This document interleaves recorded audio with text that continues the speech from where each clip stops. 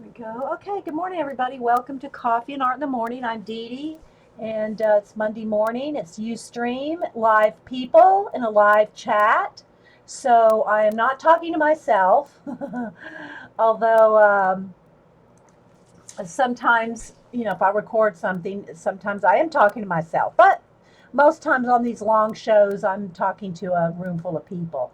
So thanks everybody for being here. I think I said good morning to everybody before I hit record. And our little mod Pixie Carrie is not here this morning, so hope she's doing okay. Um, and thanks everybody for being here.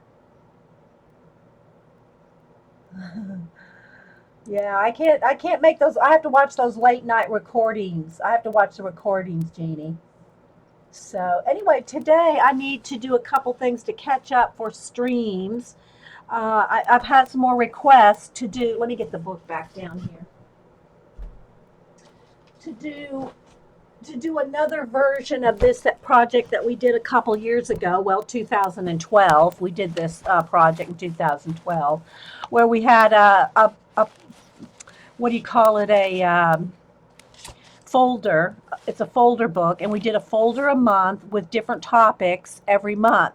Well, I think what we'll do this time, instead of, and I haven't planned it out yet. I mean, I haven't planned out the topics or anything yet. Some I might readdress or redo. Some we'll might do some new ones. But I thought it would be better to do 12 weeks instead of one a month. We do one a week. So I'm thinking about, redoing this. So this one's just made with a Scrabble, um, what do you call it? Board, Scrabble board. And it's all it is just a Scrabble board cut up with an X-Acto knife and a metal edge ruler.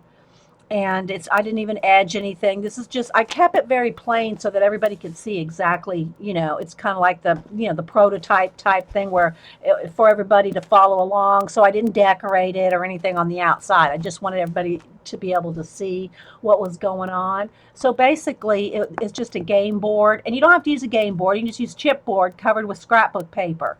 Anything, and then duct tape or shipping tape or whatever kind of heavy duty tape to hold it together. And then the folders are just in there with rubber bands. Let me just pull one out here. Let's see. Okay.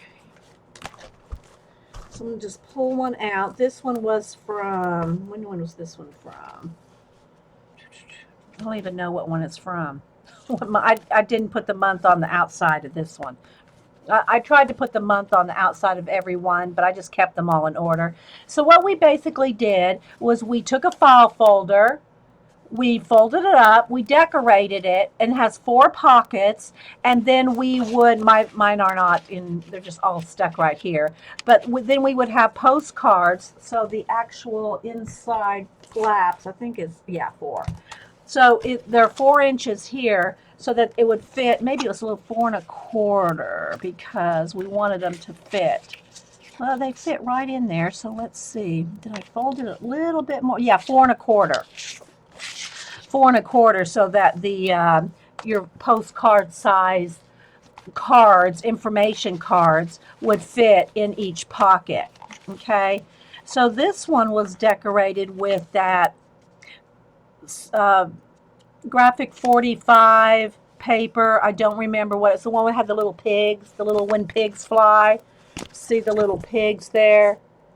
And it was this graphic 45 paper. I don't even remember the name of that paper right now. But this month it was all about knowledge. So we had observe, learn, share, and action.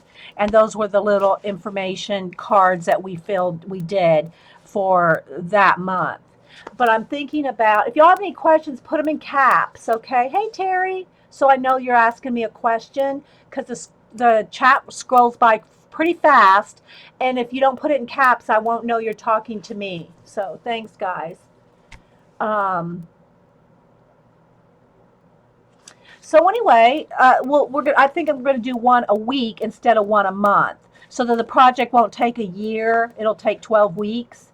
So I haven't decided on when to start it. I'd want to, of course, start it probably at the top of a month, Well, I guess you could start in the middle of the month and carry it. I mean, I don't know. Anyway, so we'll see.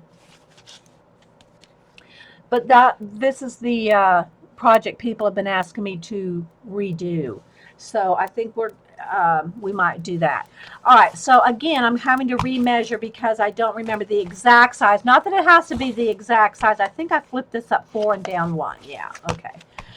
Not that it has to be the exact size. The only thing that when you do a book like this, where it's just bound in, some chipboard or a game board or whatever, is just you have to make them all the same.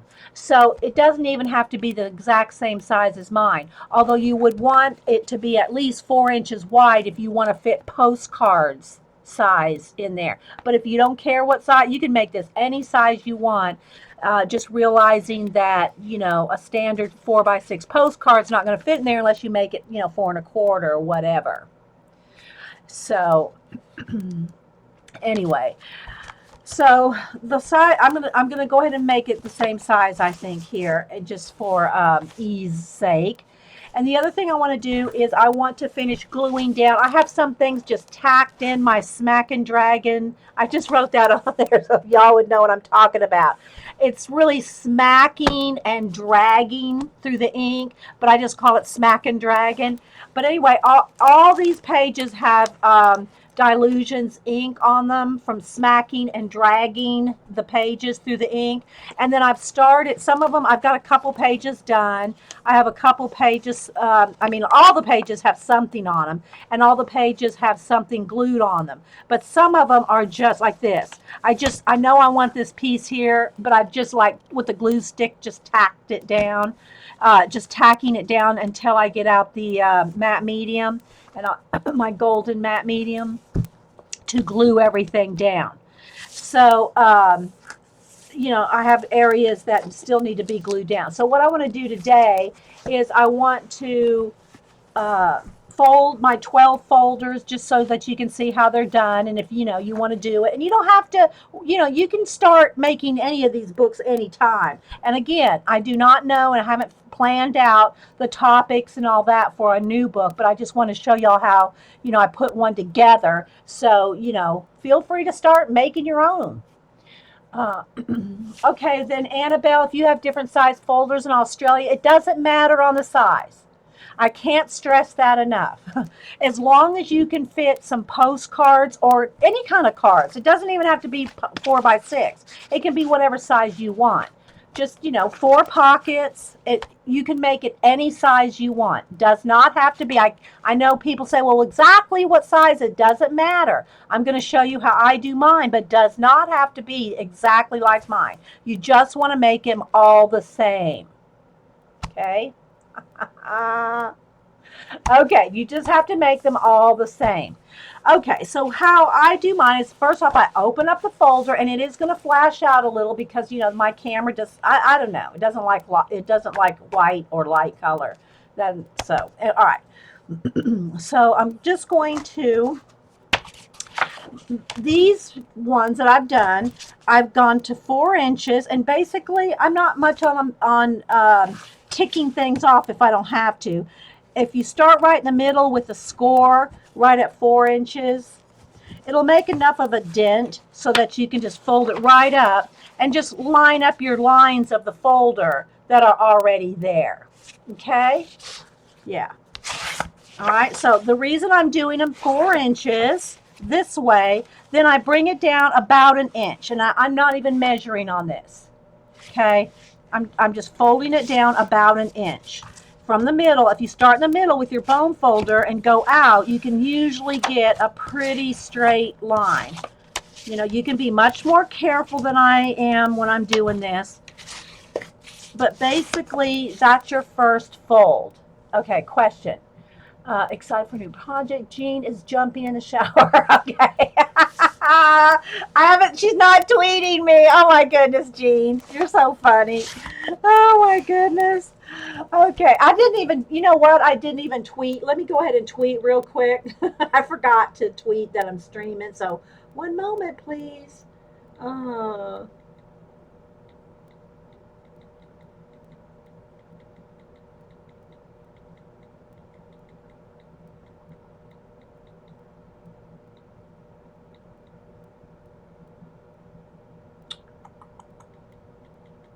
me spell morning correctly. Okay. That's funny. Okay, so yeah. So basically what we're going to do is make 12 of these when we're done. All right, you want 12, one for 12 every. We did it 12 because it was 12 months. We could do 8. You could do 8. We could do 8 weeks. Maybe that would be better. You know, do 8 weeks because the reason we did 12 was because it was a year-long project and we did one a month. But if we're going to break it down into just some weeks, maybe you know, maybe maybe 8 might be better. All right, so the reason that I just put that little flap on there is because it looks pretty. It's just pretty, a little decorative flap. It just looks pretty. It makes it makes the pockets a little more stable, and it just looks pretty to have a little strip with some decorative whatever on that. So yeah, that's the only reason for this, just to make it look pretty. So again, you know, you want to keep your, you know, folding with your bone folder. All right, so now the next thing you want to do is you have it like this, okay? Now, another thing about this is it can fold either way. You can have it going out like this. It doesn't matter which way you want your folders to go. The reason I had it go this way is because that way nothing fell out. Okay, so that's what we'll do it that way. But you can fold the folders out or in. It doesn't matter so much as just as long as you know, whatever, however you want to do it to keep your little cards in. And again, these actually this needs some tape here or something to hold that in. You know, just to be on the safe side. You like 12 weeks? Okay, we'll see. Hey, Linda. You don't have to shower before you come here, Linda. And thanks everybody for popping in. If I miss saying hi to you, Sharipa, who else has come in? Meringue, and I said hi to Mary. Who else is? Carol. Anybody else I might have missed that's come in? Okay. All right. So now what I want to do is I want to measure, because like I said, we want 4 1/4 just for the sake of having postcards fit in the pockets, but it doesn't have to be that exact size. Okay, don't stress out. Don't stress out over measuring. All right, so I'm just going to, from the here's the folder. Just close it up. From the outside, I'm just going to measure 4 1/4. Okay, that's just where I want to bone folder. I mean, score it. Okay. So now I'm just going to score. The reason I'm doing that is just so that a postcard size will fit in there. All right. So once you make one, then you can start doing the flaps and smashing it out with the bone folder. You will have to have a bone folder to do this. I'm telling you, if you want these things to lie flat, you're going to have to smash them down good. Now I don't have to measure this side because here's my flap. All right, so I'm just going to go ahead and just bone folder right along that edge, or score it, I should say. And then I can fold that side over using the other flap as my measurement. All right, and again, all right, now I want to go ahead and flap these just right on the line. I'm just going to fold them to the inside, and that even gives it more of a score. Okay. All right, so I'm just going to fold these to the inside. I think the back one, yeah, they're both on the inside. All right, I'm trying to kind of make it the same as the last one. All right, now this right here will get in your way, okay? But you can do a couple things with that. You can either cut it off or just fold it over. In my case on this one, I just cut it off, okay? So you can just cut that edge off because it won't, so you can't close it with the flap, obviously. So I'm just going to cut that off.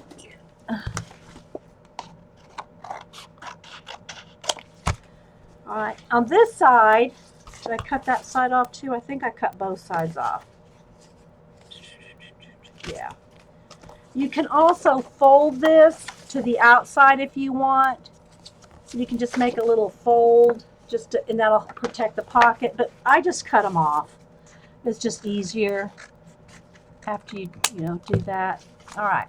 So you got 2 flaps that fold in and out. Okay, I think I did. Did I measure that wrong? As long as they're all the same. I think I just didn't bone fold it well enough here. But basically what you're trying to do is just have enough room for a, what do you call it? Index card. I mean, not an index card. Well, you could do an index card. A postcard. Okay, so there we go.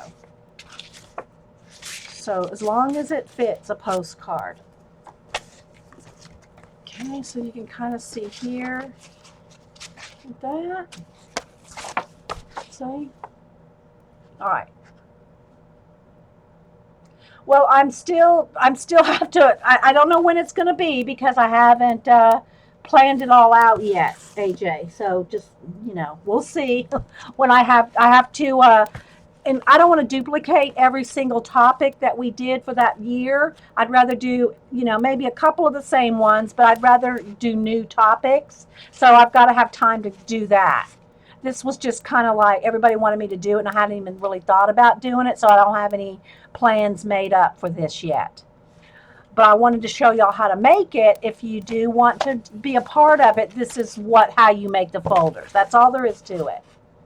Okay, you just bone folder it, right real tight so that it'll close up like that. Okay, so that's it. That's all there is to it. And the idea is, now let me find a rubber band since I took that one off. Let me get another rubber band.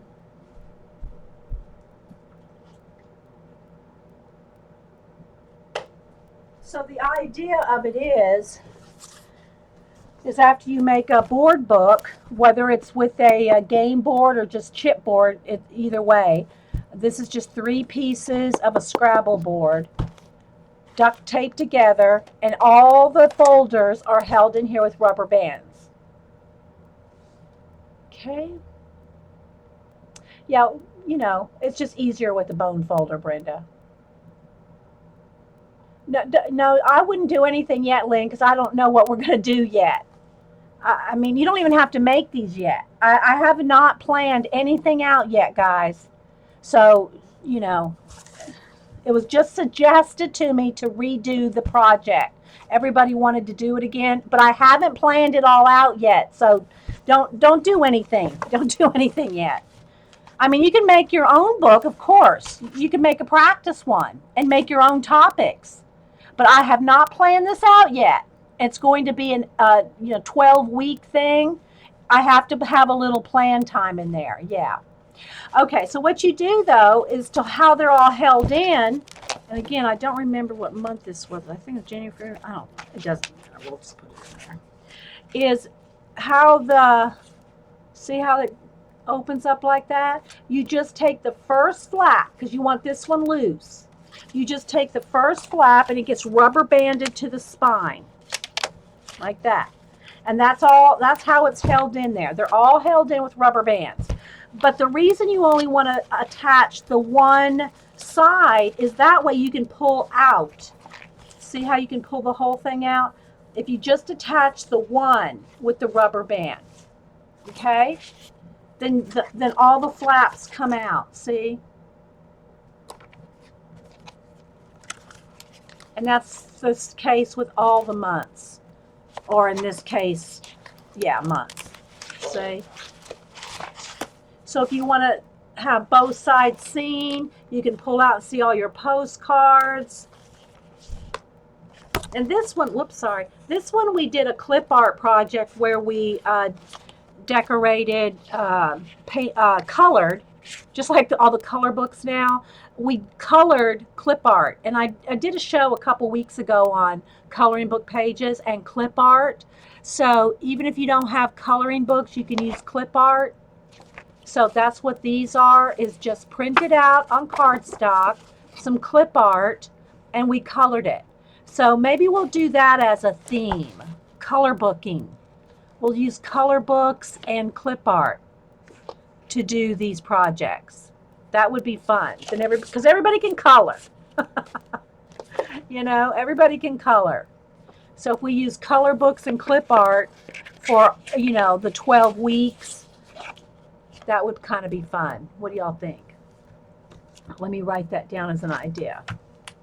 Because we did 1 month that way.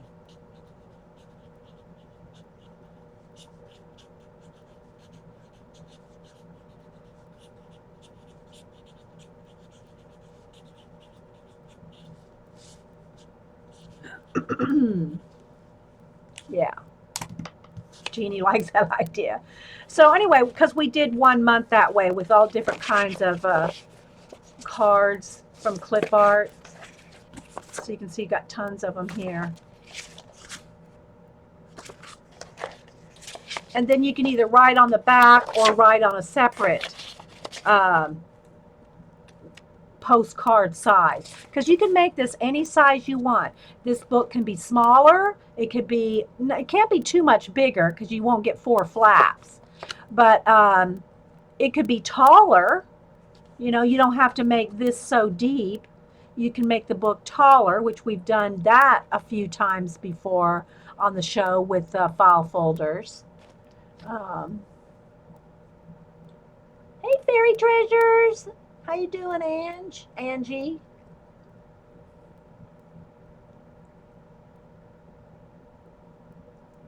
Okay, so anyway, that's like I said, these are just from a botanical clip art thing I had, and we added some stamps, stuff stamped on it. What else have I added on here? Just pretty much stamps, I think. Yeah, there's all kinds of stamps right over the clip art botanical. See, that's some stamps. That's stamps right there, rubber stamps. Let's see what else here. Yeah, rubber stamps, all the alphabets and all that. So basically, this was a piece of clip art. We colored and stamped on it, inked the edges, shaded the edges, just to make it look like a pretty little botanical, you know, card. But you can do this with any of your color books or clip art or whatever, you know, and it's just cut down to 4x6. I rounded the edges just to make them look pretty, but you could write your information on the backs of this, or in this case, I just had separate postcards. All right, so that's kind of that idea for that. Hey, Vicky, how you doing? Anybody else? Let me see who else I might have missed coming in.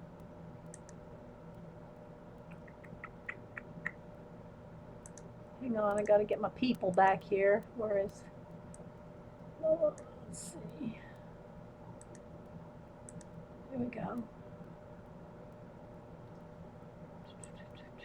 Oh, well, I made Julie a mod too. I'll make Vicky and Julie mods.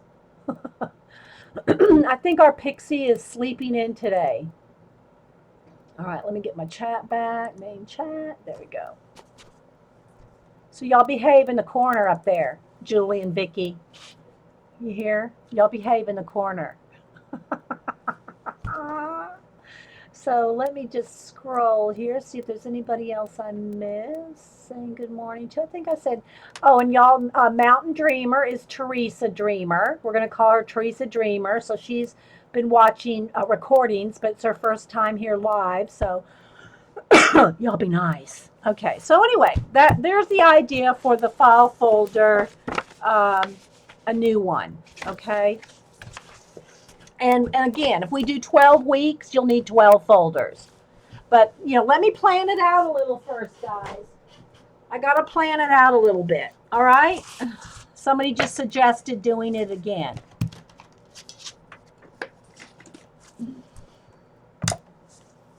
All right.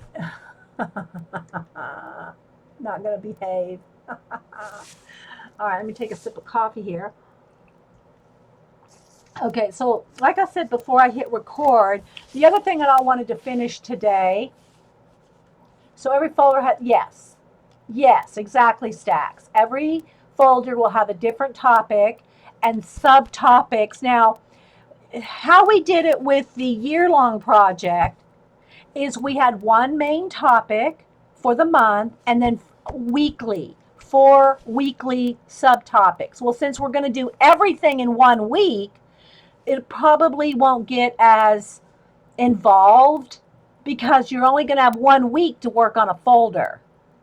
And the idea of the rubber band book is that way you can, the rubber band file folder book is you can have one file folder with you, you know, what we did a month. You could have that with you for the month and work every week on your cards and collect that whatever information that we did that month.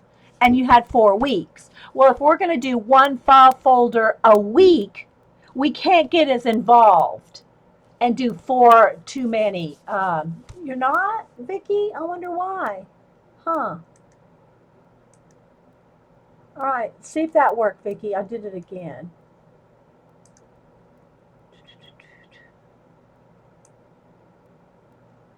See if that worked. There we go. Yes, rubber bands do disintegrate, and that's the nice thing about rubber bands. If one breaks, you just put a new one on. Let's sip of coffee here, guys. Okay, good, good, good. Okay, so that's the idea with the file folder book. All right, so now we're going to move on to the other thing I want to try to get done today on today's stream, and that is going through my Smack and Dragon um, Delusions journal, that all the pages have something on it. And it was a show, I don't even know if it was on, if I put it on YouTube or not, but it was, we went through and inked every single page in this book. Okay. And I've already started, some pages are done, some pages are half done. And what this book is for me is I can go to different areas, different parts of the book and work on something. So it's not one page is completely done and then I go on to finish another page. This is like a multi-project going on all the time.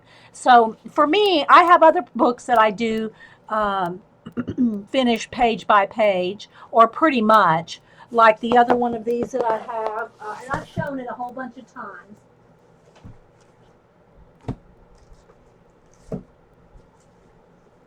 My other Delusions book. This one is all with black as a color theme in this one, and I do have some pages that are just started in the back. But this one's about halfway done or so, maybe further than halfway. And I've done a flip through this. I can do a quick little bit of flip in this one. But this one, I pretty much, when I started working on that particular page, I finished that particular page. This one, I inked all the book first. Then I went in with some stencils. I haven't really done a lot of stamping, but you could do stamping or whatever. And then collaging.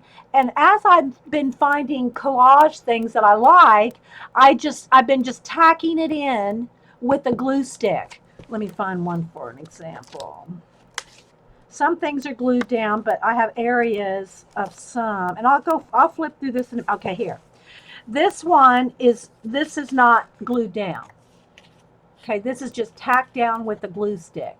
So what I need to do in this book is finish gluing everything down with my golden matte medium. Okay, so that is what I'm going to do today. I might come in, so it might be kind of a boring show, but I have to get this done if I'm going to keep working on these pages, because I don't want things flying out, falling out, and this may not be all that ends up glued down, but it's the start of like this one's already glued down. I've already glued this flower down, but this piece I found later, and so I just put a quick little swipe of a glue stick here just to hold it down. Thanks, Vicki. Thanks, everybody. Hey, Packer Die. Well, just watching somebody glue a bunch of stuff down could be, Vicki, but that's what's going on today. Because I have to get this stuff done. And, I just have to squeeze it in. If I'm going to stream all these hours every week, I have to do some of this prep work on, here. I mean, I don't have to, film it, but then people yell at me if I don't film. They don't yell, but, why didn't you record? Okay, so hey Paula, have you heard from Carrie? We didn't. We were all wondering where Carrie was because we're hoping she's feeling. We hope she's sleeping in today, because I know she wasn't feeling good a couple days ago. So okay, so that's what I'm going to do today, and then I might stop and work if I get inspired to work on a certain page, But I really need to get everything glued down that I've just thrown in here. Plus, I have other books that I've chopped up. Let me find, where did I sit those? Where did I? Oh, here they are.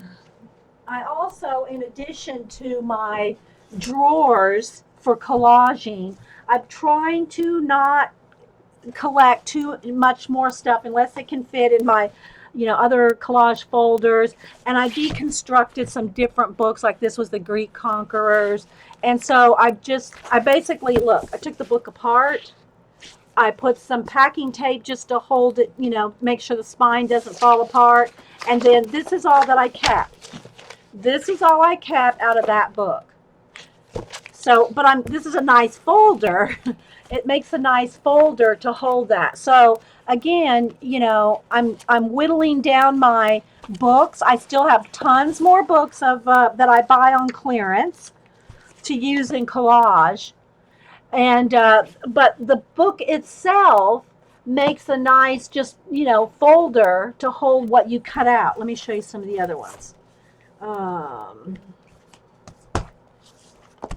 Like this one. See, I deconstructed the book down to just this much.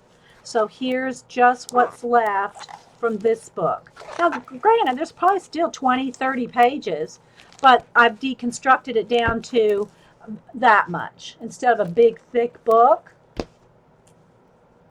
Oh, you're welcome. Good, good, good. I'm glad you got the art card. Here's Art Deco fashion. Again, this one's got, all kinds of things to cut up.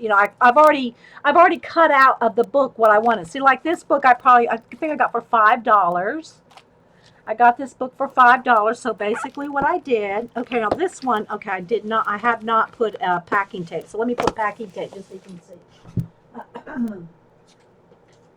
So when I took the book apart, took it out, then right here,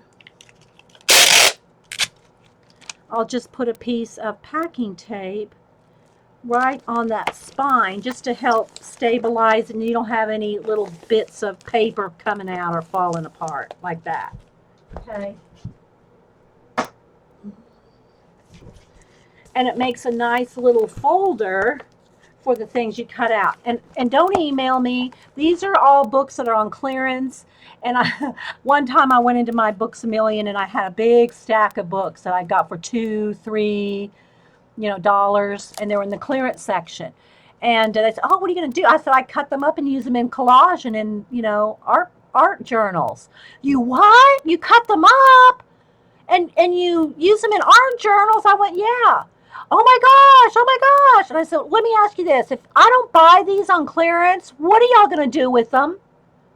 And that shut them up. What are they going to do with them? They'll probably end up trashed. Maybe they might end up at some other sale somewhere. But anyway, I'm using them. Is what I'm saying. And sometimes I'll read, through them, or I'm usually at least reading parts of it as I'm deconstructing. And so anyway, they just have cool, things to use in, art journals. But I don't need the whole book. If I've read it or don't feel like reading that particular book, then I'll just save what I want, keep the book covers. The book covers, did he have trouble handing you the book after that? Vicky, no. And it just happened one time. After that, I don't tell anybody what I'm doing with them. And I love books. Don't get me wrong. I love books. I love to read. I collect books. I love books. So it's not like I'm just buying any old book up and, just to tear up. I find books that I'm actually going to use. All right. Don't email me. And then other things, then I just keep the rest of things like calendar pages or, whatever that I might be using soon, or just bits of like watches or backgrounds. Like, look, I just love that. I have no idea what I'll use it for, but I love that. So, but I try not to get too much of this kind of folder where it's just random. I have my drawers. I have the 10 drawers over there, and I've shown y'all that before. I still have that picture that I took last week. Um, I have this drawer here, the color one right here in the middle. They're all labeled, and every drawer has collage stuff in it, and it's labeled like watches and mechanicals. I have birds and butterflies, people, landscapes. They're all labeled, okay, for like 10 drawers. But I still have tons of books that I've bought for the purpose of cutting them up and using them in my art journals and my little art cards that I give away.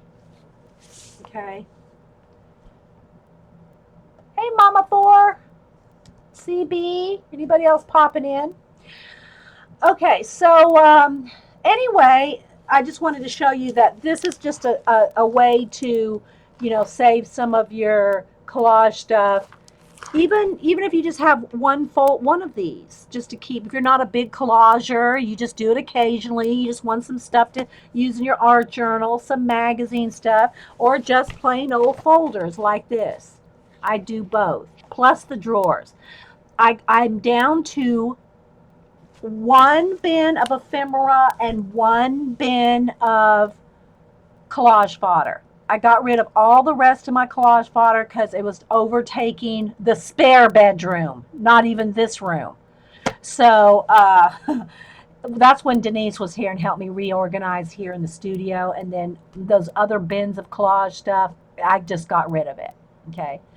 No art materials were harmed in the making and redoing of the art studio. Okay. So what I'm saying though is I pulled these folders out right here because I might use them as I'm going through here. I also still have, this is the only magazine that I think that I can think of right now, other than my flow magazines I've been slowly cutting up too and using. But this is the only magazine I have at the moment to use in collage. I went through all my other magazines, pulled out what I wanted, kind of like Pack or Die, pulled out all the stuff that she wanted out of her magazines, and I think she's still working through them, her stack.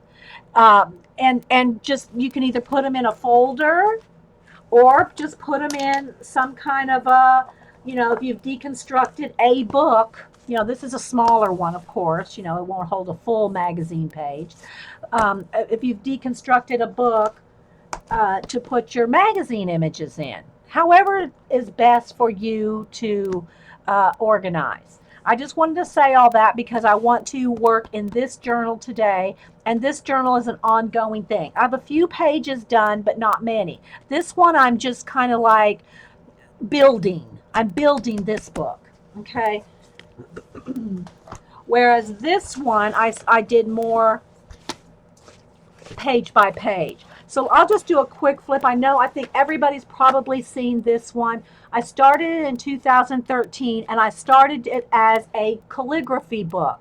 I used to do calligraphy professionally, and it's been years, before computers. Well, let me back up, say not before computers, but before desktops, okay? Before everybody had a computer, and can download and get their own fonts. I did a lot of, I did calligraphy back in the 80s. Anyway, but I wanted to, I said, well, maybe it's been a long time since I really did a lot of, gallon Ziplocs work well too, Vicki.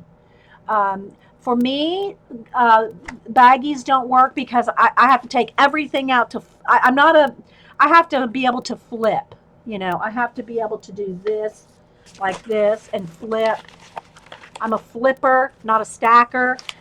and if it's in a bag, I have to pull it all out. It just depends on how much you have and how much you use it. Now, Vicki, I'm sure Ziploc bags work just fine for you as often as you use your collage materials. And y'all know I'm teasing Vicki. Okay, so anyway, I had planned on making this. Now I'm going to get the giggles. Um, um, a calligraphy book, because this was the first book that I bought, the Dilutions Journal, and it was nice, heavy paper. It's smooth. It was good for calligraphy. But then, I said, nah, I think I'll just go ahead and make it an art journal. I know, Vicki. So this one has a lot of black. Was my back. I did a lot of space. This was like a lot of outer space kind of thing. So I did a lot of black backgrounds, and so since I did so many, I decided just to make this whole journal, this whole art journal with black as the main color, or the focus color, the focal color. And so all of them pretty much have, outer space and black as a focal color. Okay. Um, these pages that are done, some of them I'll tell you if it's not, but I varnished these. And this was an experiment in varnishing an art journal. This was the first art journal I ever, I love Brandon. Vicki, are you going to kick me out of my own show? Anyway, for those of y'all watching the recording, this is a live chat we got about 50 people here this morning. And Vicki, one of my mods, is giving me a hard time and threatening to kick me out of my own show. It's kind of like it goes way back about a few years. Anyway, so I had not ever varnished. I mean, I varnished my acrylic paintings and varnished my art cards, but I'd never varnished a journal thinking that it might make the pages stick. Now you'll hear a couple pages that might kind of crack a little in the center, but pretty much they did not stick at all. But let me qualify that by saying I let each page dry overnight before I closed it. Do not close a damp, just varnished book. And I know someone will ask me, so let me go ahead and show. I use the Delta Ceram Coat Indoor Outdoor Gloss Varnish. This is what I use. I use this on my art cards, my ATCs, and in the art journal. Okay? And it does not stick. All right? It does not stick. But I let it dry. And I don't put a whole heavy coat. I put like about this much in the center, and then I just use a sponge brush to, smooth it out. It's not like a big old thick coat. It's not like a big old thick coat of varnish, people. It's a thin coat. A thin coat. So yeah. So let me keep going here. So you can kind of, and then there's a little bit of a glare because it's gloss, but I did that on purpose. So you can just kind of see these pages real quick that I have done. There's the fish that I told you I did in the sky. That other page that we were talking about last week. So you can just see, and what it is, there's different collage elements, and then this is something from a stained glass window. I painted the wings. There's an old door, but then I added my own waterfalls. This is something else from another garden. This is a piece of a watch. I painted this background here in the water. So it's mixed media. It's collage and paint. I smacked the dragon. Yeah. And so anyway, yeah, so these go back to 2013. This book goes from 13 into 14, So there's Father Time.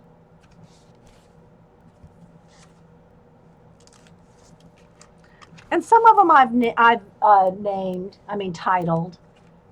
But my thing about doing mixed media collage things like this is I like to, and like I said, sometimes I'll title them and most times I don't. I mean, I might have a title in my mind, or I'll give a brief title or something, but I want the person looking at it to what they see, not what I tell them to see. I like my work to make people think like, well, what do they see in it?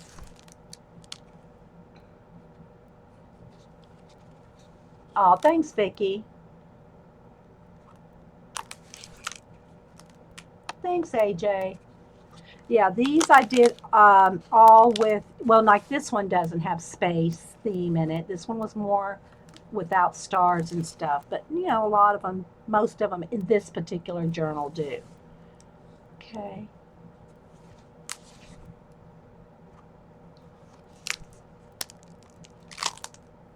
I'm trying to kind of tilt them a little so the glare doesn't. Okay, so, and they're really, I mean, there's a couple of little sounds, crackle sound, but they're not sticky. They're not sticky at all.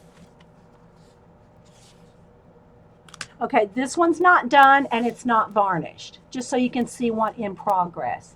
I've put some rocks here and painted some water around them. I'm still working on this angel here. I used a bird wing for an angel wing. There's another arch back here, so you can see this one is in progress. Same for this one. This is not varnished either and not finished. Okay, and then the rest of these are in progress. You can see them all in progress there. Okay, so this one's about halfway done. All right, so there's that. That was my first Dilutions journal. So this is the second one I'm working on, and I'm calling it the Smack and Dragon because I started with Dilutions ink and smacked and dragged every single page in here. It took, I don't know, what did it take, about an hour, maybe an hour to smack and drag Dilutions ink on every single page. Then I went in with some stencils, then I went in with some collage, and then I start building the stories. And like I said, that's what I want to do today. Is I want to, yes, I'll show the varnish again. It's Delta, well, it says Creative, but it's a Ceram Coat Delta, and it's gloss exterior interior varnish. And you can get it at Hobby Lobby and Michael's, and it's $10. But you use a 40%, sometimes 50% coupon, and you can get it for $6. And again, this lasts a long time. This is a newer bottle. That other bottle, probably it maybe took about half that bottle to do that whole journal. The black journal, that's, you know, it's only halfway done, but all those pages you saw didn't take more than half a jar. It goes a long way. Like on my art cards, let me see if I have one that I can show you. Let me see if I can find one that's partially done. Okay, here we go. All right, so this one's, I really haven't finished this one yet. I kind of would like to add some water or something in there. And I haven't painted the back or anything, but I'll just do this one just to kind of show you. Okay, how you don't need much. Okay, so I'm going to put this about the size of a dime. Now, when I'm doing the big art journals, I'll use the sponge brushes. You know, these things. I'll try not to bump. Oh, sorry. I was going to say I'll try not to bump the camera, but I did. When I'm doing the art journal pages, I'll use just a sponge brush like this. Okay, because it won't leave any brush marks. Okay, but if I'm just doing a little bit on an art card, I just use my finger and just smooth it out all the way to the edge like this and set it aside to dry overnight. That's all I do to it. That's it. And because I use my finger, there's no brush marks. The same thing for when I use the a sponge brush in the journals, there's no brush marks. And it kind of, if you just set it aside for overnight, it kind of levels itself out anyway, but there'll be no brush marks. Okay, let me get a baby wipe here. Get that off my hand. Okay. Yeah, so it seals it. Of course, when I'm doing these art cards, I glue everything down with my golden matte medium, which, glues and seals as well. But that's just matte. So because that's matte, it's not shiny at all. This puts a shine to it at the end. See? Okay. Bye, Cass. Have a good day. Thanks for stopping in before work. All right, so there's that. Okay. So let me set that over there and take a sip of coffee. So let me show you a couple pages that are done in here. And then I want to start gluing. And I have this magazine handy because I do want to kind of use some of it. Look at that paper right there. I mean, I just really like, some of the images. Like there's a thing in here with the Fridas. All right, like this. Just even a bit of this right here. That little yellow. This could be a sky. It could be a border. This could be so many things. So I just, have inspiration sitting next to me that I might want to use a bit of. Or not. Maybe I got those folders of stuff sitting right here too. All right, so look. So here's where they like duplicated Frida poses. But look how they used all this beautiful tapestry in the back. This is what I love. Stuff like that. Just that flower right there. Or anyway, so I just have, this is the only magazine that I have handy that I haven't cut up other than some of the Flow magazines that I have. But I'll keep that handy. And again, I have all these different, bits of stuff sitting here as well. Just something like this can inspire me. Things like this. I'll pull just something out just to try to use it, just to kind of give you an idea. Let me pull out a couple things. Let's pull that out, and let's pull out maybe one of these, another Art Deco girls or something. Let's see.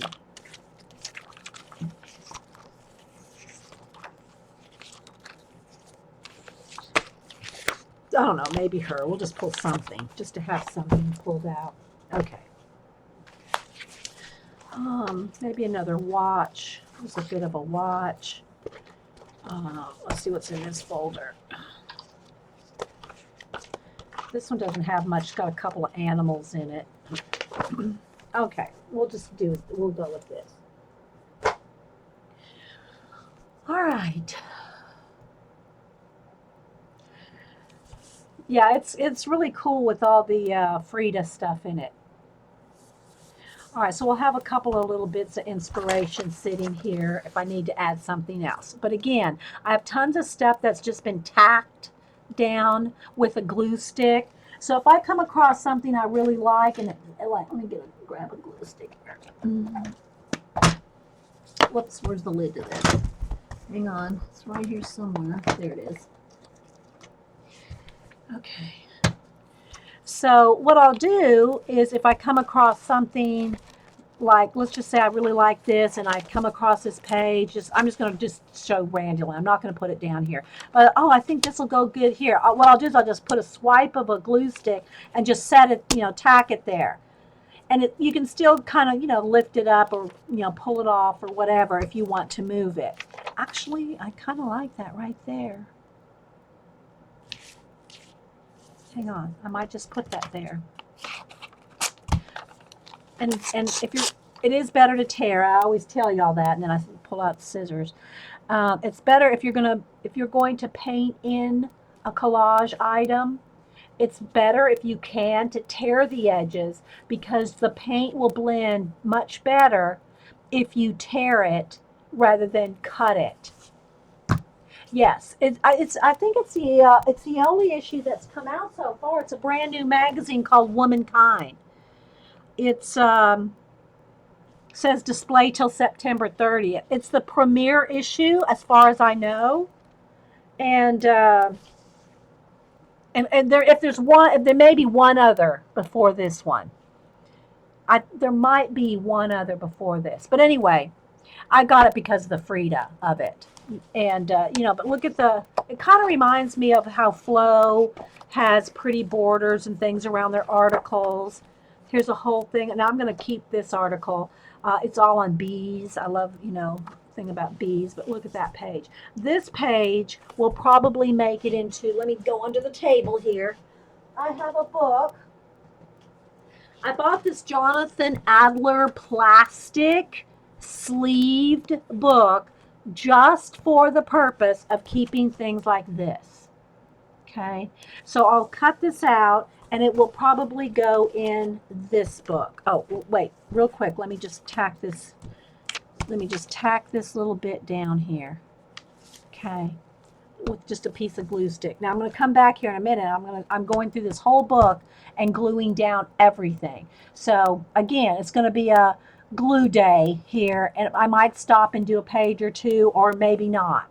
Okay, so this book right here, it's just I put my own extra things on it to add some other stuff to, but it is basically like I added, this book is my own addition to it. This is a Moley, it was a special Moley thing where they had students decorate the books, and it came 2 in a pack. So I got one in the front and one in the back. But this book is just a whole book of sleeves, plastic sleeves. That's what the whole book is. And what I've done is I have just put things that I want to keep. Now this one is my own hand done. But this is different things out of magazines, Flow magazines, different magazines, and I added a little bit of blank paper here. But just things I like, graphic design things that I really like, that I just want to keep. I don't want to cut these up. I don't want to use them in anything. So here, see, I have a few pages still empty. I added another section there on an elastic, just kind of like you do with a Fedora. Just another piece of elastic right in the middle, like that. Okay. So I have some place to, kind of like a glue book. Hey, Dana. So this book is just all images I really like from either Flow or other a scrapbook paper I really love. Let's see, there's some blank pages there.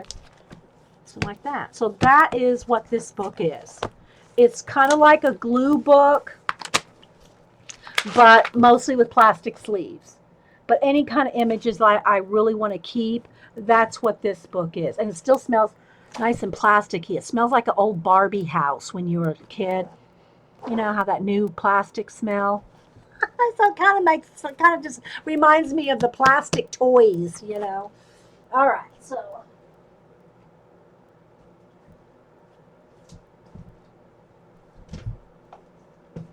put that back under the table. Under this desk here, I have probably, I got 1, 2, 3. I have about 4 feet of ongoing journals and my portfolios under this table here. Okay, so now let's go back to the Smack and Dragon. Yeah, like a Barbie house, All right, so let me go to the beginning of this book. I'm going to do a quick flip real quick just to show you where things are loose, things got to get glued down. And like I said, I maybe have 2, 3, maybe 5 pages done in this book. So this right here is that handmade DAR paper right here. And then the cover, the spine, which I've told y'all this before, if you do a lot of gluing or painting in a journal or in a book, it's best to do front, back, rather than from front to back, because you see what happens to the spine. That's the same thing in my magazine journals. If you work in a magazine journal, you want to go front, back. Otherwise, you're going to warp the spine, and it really never gets back. You can never really get that spine back unwarped, Now, it doesn't really bother me, but I just wanted to give you all that. This one, it comes with, let me show you, I think I have the cover still in here. It comes with this envelope in the inside, and it's not attached. See, this has the cover goes around the book, okay? But I think I still have, let's see if I have it in here. No, I don't have it in this one. I probably have it in the other one. Just what the cover, the wrap looks like that came on it. But anyway, I just went ahead and painted that. Just because. And I think somehow on the cover here, I'm going to do something that says Smack and Dragon. Maybe put a dragon on here. I probably have something on a calendar or something. That would be cool to glue on here. Or paint my own. I don't know yet. Usually if I do a painting, here's the thing about working in my art journals. If I'm going to go to a lot of trouble to do a drawing and a painting, like my fantasy animals that I do on posters, it's usually going to be on a poster. It's going to be on, something that is more permanent if I'm going to put a lot of time in it. Although, some people think I'm putting a lot of time in my art scrolls where I'm doing the animals and things on those scrolls. But that's really not a lot of time when compared to a painting. Oh, thanks, Lynn. That's sweet. So anyway, I just have this was a napkin transfer or napkin glue down, a piece of a napkin. I really liked all those birds. So just this intro page here. I haven't painted the cardboard cover inside here yet or anything.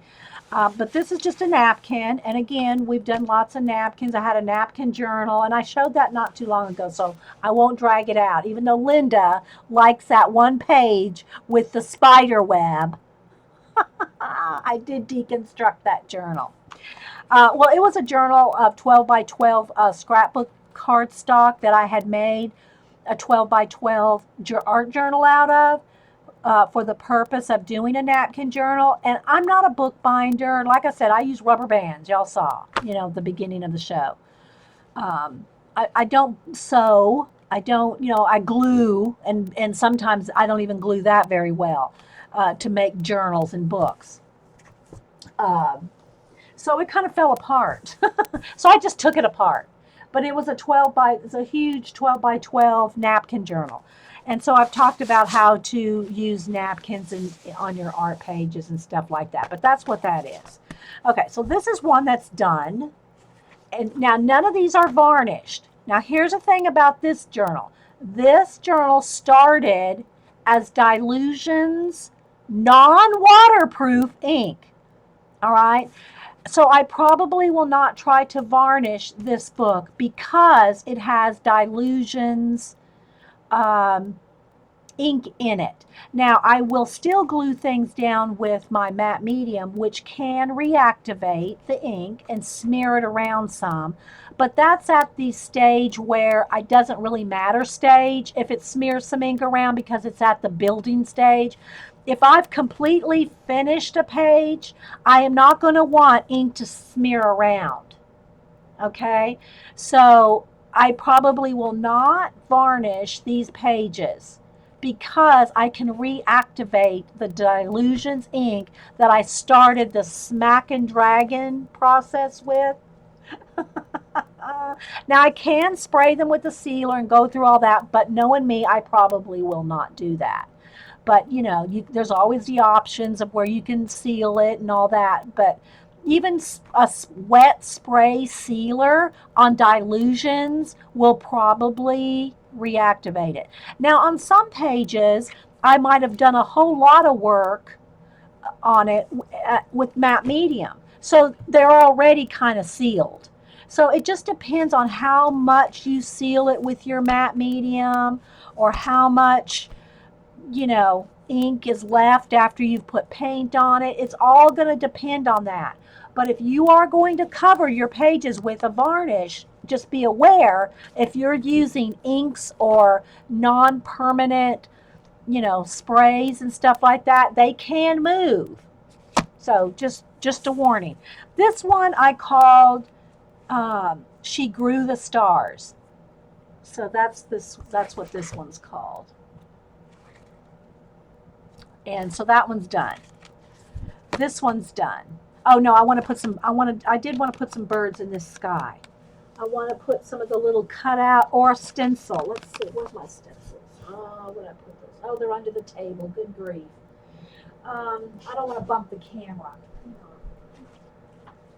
Let's see if I just have some of those loose ones here in my cutout.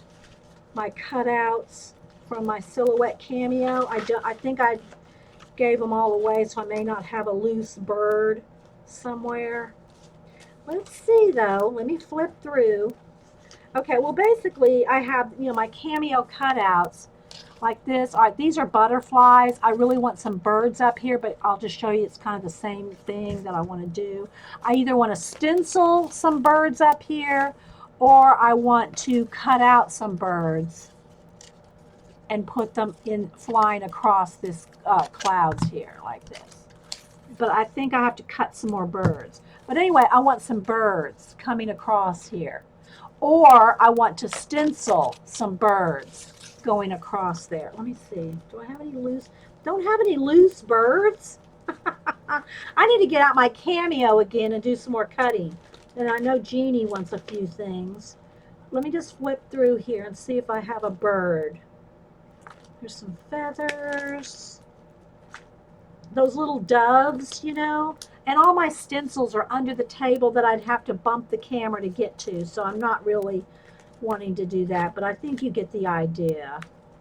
I'm just seeing if I have any of those little birds. But I think I gave them all away. So we will have to, there's some feathers. Let me look in this other pouch, the side thing here. Some of my envelopes here. My envelope, you see. Oh my goodness, what a mess. But I know where they are, but I just don't know if I have any cut out. Let's see, there's leaves. Oh, here, I talked about this last week. Let me see if I can untangle it from this bird. I talked about this particular cut file last week. It's tangled in a bird feather. Hang on, see if I can get it out without tearing it because it's so delicate.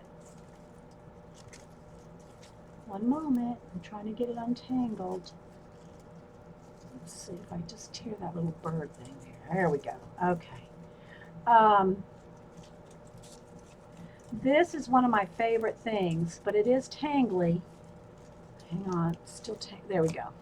There's one little thing there. Hang on, let's see if I can get this. One little something is, there we go. Tangled up in there. All right, I love this cut file. It is tree rings. This is how intricate that my cameo can cut. Loose birds around here. Yes, Lindsay. This is, I think it was a 2Ps cut file, but I can't be for sure. But look at the intricacy of that rings. Look how intricate that is. And look, it even has a tiny little heart right there. See, I love that. I know, isn't that amazing? Look at that. Anyway, rabbit trail. Okay, let me see if I can find, I was looking for a bird.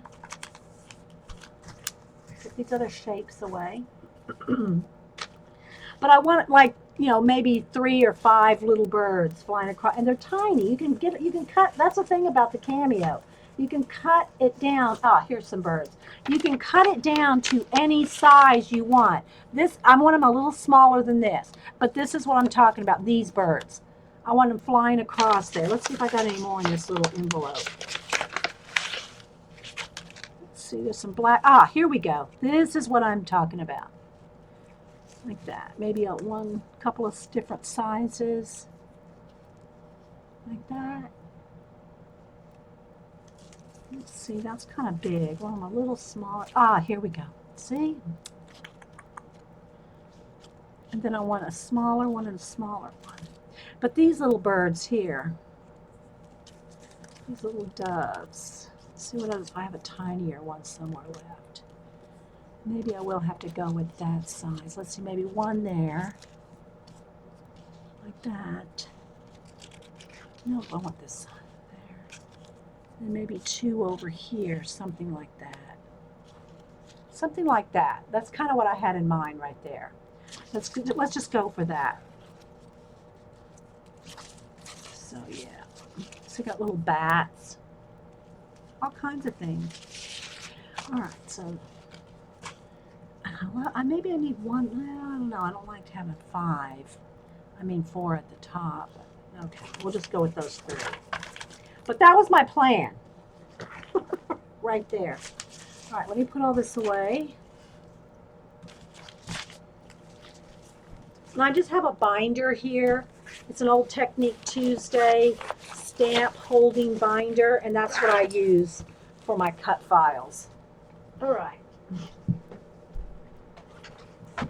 And it fits on the shelf. All right, here's that rabbit trail. Okay, so I'm just gonna quickly glue these down with some tacky glue. I want them, I'm just gonna leave them just like they are, white. Now, when I glue things down, after the fact of gluing everything down with matte medium, if I have more things to glue down like this, as a like a end thing, I just use a little bit of my tacky glue, but I make sure it goes all the way to the edge. I don't like anything coming up. When I glue something down, I want it glued down. Okay.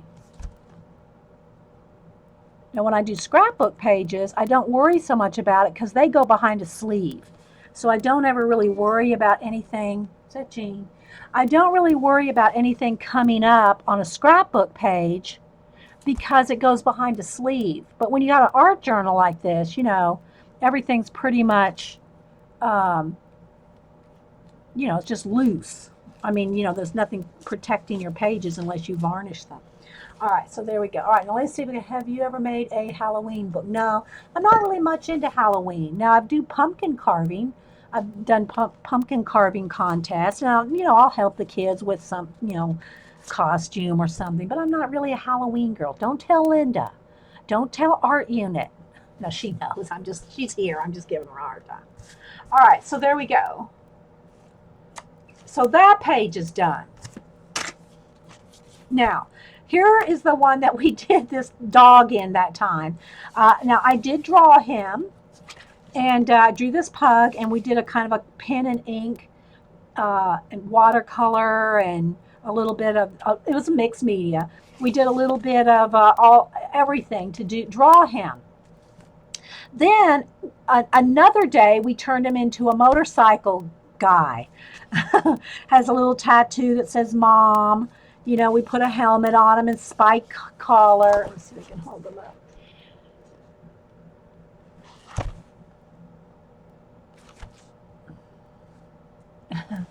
But I've since added some other things to it. So, you know, this is all glued down, but you know, I don't know what I'll do with it yet. Okay. But I'm really not, yeah, a pierced ear. Yeah, he's got a bone in his ear. See the bone? We just played that day. But anyway, I don't know if I'll turn this into a full, you know, like my posters, you know, that type of look. But he's probably the only thing in here that I've really spent time drawing anything. Everything else is mixed, you know, collage and turning into stories and stuff from that. That's what this book is for. I have different books for different purposes. Yeah. Okay, let me get some of that stuff on my hand. All right. So again, I'm going to flip through quickly, and you can see, let's see, this is all glued down. I'm just making sure. But if I come across, let me do a flip first, then I'll go back and any of the loose pages that I want to glue down with matte medium, and I might add to, and then some I might go and complete. This is what they look like complete. He'd be a good thing. So this is like different stages. As I'm flipping through, you can see Smack and Dragon all the way in the back with the ink. Then I've added some stencil and I've added bits of collage. Now from the collage stage is where I go into the painting stage. But I don't feel like any of these have enough collage yet to really go into that process yet. But if I come across one that really inspires me and I want to add, you know, some of these things that I just pulled out of the folders, you know, I've got them right there if I decide they would go. You want the hippie sloth. Yeah. Let me see. Where's my hippie sloth? Let's see if I can. He's under here in my portfolio. Here. So this is Vicky's favorite. Vicky, did I ever send you a print of this? All right, so here's my hippie sloth poster, and you can see it's big. It's like, let me measure it here. It is 12, 30, 40, 50, 16 or so by 12, about 16 by 20, about. And so he's all hand drawn. The hand is my hand. I just did the show. I held up my fingers and drew my own hand. And then it's just got different, it's got a piece of a watch here, and then I just drew a guitar around that. I drew all the claws and the flowers here and the jeans and the embroidery. This is a bit of a collage right here, and this flower here and that flower there is collage. Everything else is paint. So this is the kind of stories that I tell with the fantasy animals. Thanks. And all my animals are on Instagram, Twitter, Flickr, not Flickr. Forget I said Flickr. Twitter, Instagram, and Facebook is what I was thinking of. Facebook. You can see them all there, so they're all posted. So, but anyway, and I've shown a flip of my posters before. I probably got maybe somewhere maybe around 20 of them. Okay, so I'm going to throw that behind me here. And so anyway, these are not anywhere near a whole complete story, but I just want to kind of show you. Now this one is pretty much, I think I'm pretty much done with this one. I'm thinking about maybe blending a little bit of this out here, but I really like how she fit into that bit of stencil right there. It almost looks like a scarf. It looks kind of like a scarf, and she's coming out from the clouds. This right here, this is a collage element. She's a collage element. That's a stencil. This bit right here is a piece, this bit right here is a piece of a landscape from a calendar or something. And then I say we because if y'all are here while I'm working on it, talking to me, I feel like it's we. But anyway, all the rest of this is just paint. It's all just craft acrylic paint. All the rest of this, the clouds, the mountains, the foreground, all this. This is all just a craft paint. So don't think that if all you have is just some craft paint, that you can't do something, okay? But anyway, yeah, so this is a piece of something here, just some not texture, but some kind of design something, but that can ended up get blended in. But other than that, I really like the way the rest of this is. I just need to kind of figure out how I want to blend this into into the background. Okay, but all the rest of it, I really like the way it's good. Okay, and missed a page here. So again, it's just all different bits of something like this. Okay, I think she could almost fit in here. If this bird was on this side, I'd put her on this side. I could almost put her there talking to that bird. But I really like that it needs something black on this side. If I did put her on this side, I'd still have to find something else for this side. But I could maybe put the flowers. Let's see. Now, I like to tear whenever possible, but because I want a fussy cut in between that, not really fussy cut, but just separate out her from this table. I could tear it, but it'd take me a while, and I don't want to take the time. So basically, what I want to do, just kind of pare her down a little to fit right here. So she could fit right there. And then I'd still have some of this black over here. Let's see, I think I'll separate that table just so I can have a little bit more, something like this. Okay, so basically what I'm wanting to do here, and I'm not liking that curtain. I'm going to tear that off there. I don't like that white right in the middle of the page. But we could put that up here. Okay. So never be afraid to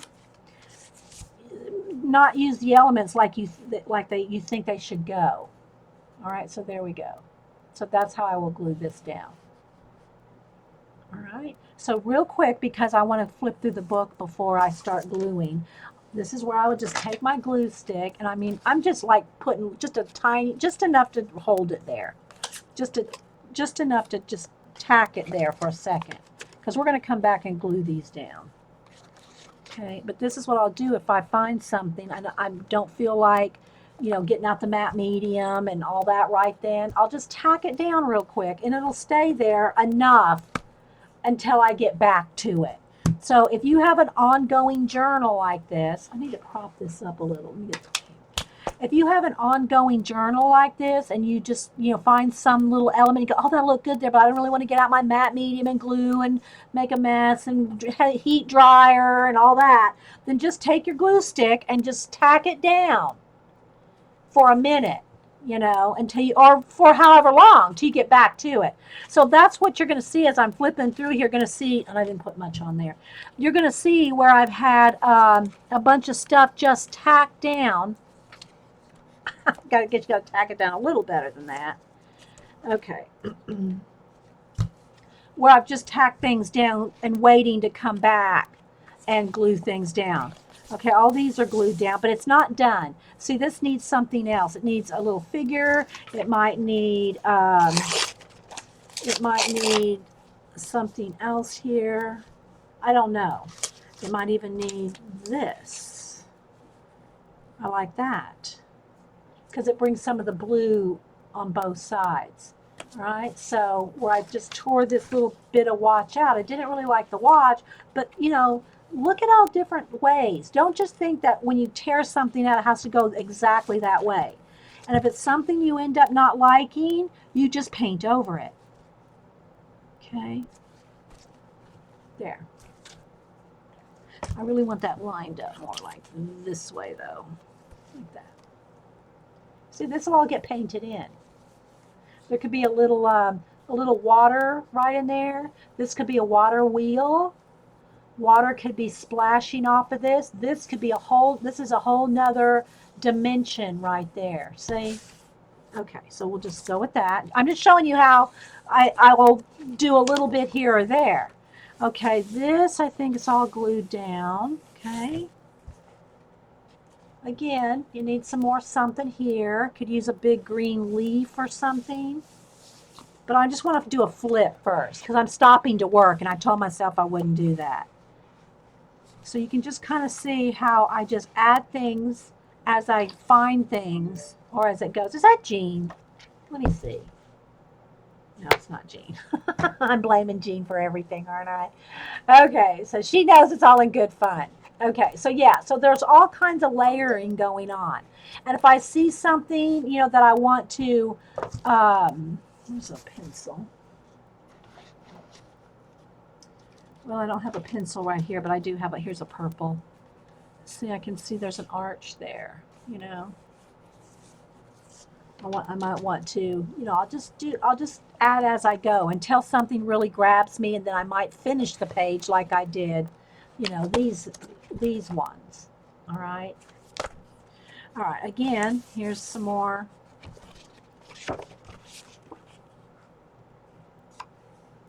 I'm just going to kind of flip until I come across, well, I want to do a full flip and then I'll go back and glue anything down. I just decided today was a good day to glue. But you can kind of see different, all right, here's a good example. See, this is just tacked down. These are just bits tacked down that I need to glue. Okay. That's just tacked down.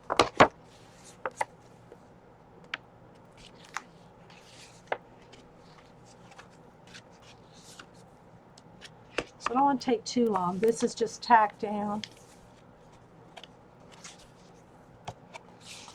This is just tacked. So these are things that I want to go back and glue. That.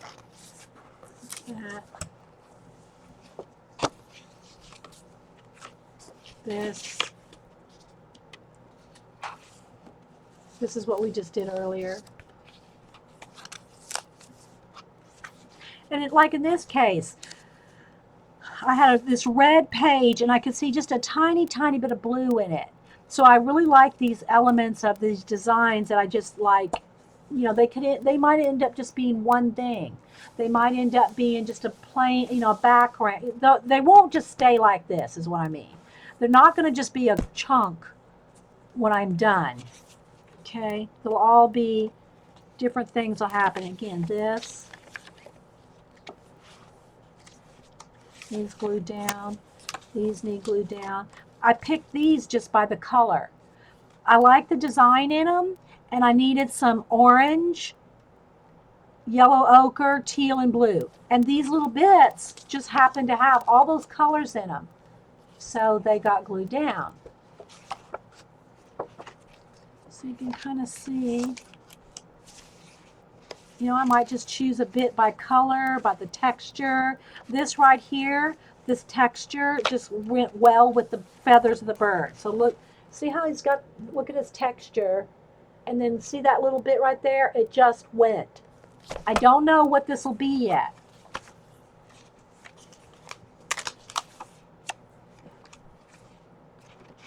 So you can see, let's see, is that glued down? See, that needs glued down. I covered up that frog. I didn't like the frog, so I'm covering it up.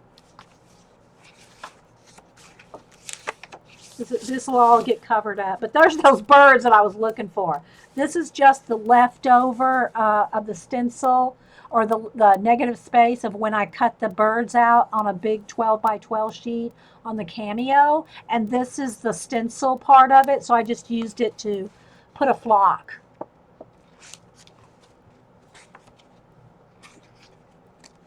So this is, every page has got something on it. This one is the one we did on, I think it was Sunday, and I call this done.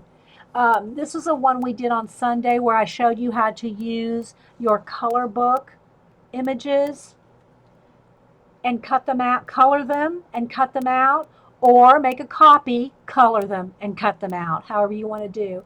But I just cut them right, I colored and cut them directly right out of the book. Because the book was only one-sided, the color book was only one-sided, not double-sided, so I could just cut these out without ruining the back side of a color book page. So, and then we just looked like there was like a, not a sand castle, but you know those castles that are in the fish tanks? It just kind of looked like that, so we just kind of darkened up. Where's my, I don't know, oh, there it is. Looking for my black. So we just kind of, it just kind of looked like there were the castle windows in there. So we just kind of played around with those and made it look like that was one of those castles in the water, underwater, you know? You know what I mean, Bern? Want you to draw a clown, right? Yeah, that's not going to happen, Lindsay. We will not be drawing a clown riding a flamingo. For if you're watching this recording, we have some people that do not like clowns and they do not like flamingos. So Lindsay, to the corner with you, Missy.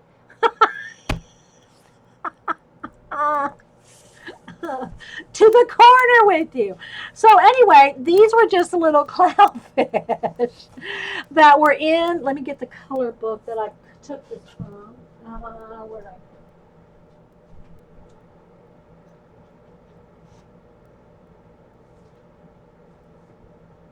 Oh, let me see where I put it back on the shelf. No, it's going to be hot. Here it is. So this is the color book that I took that out of.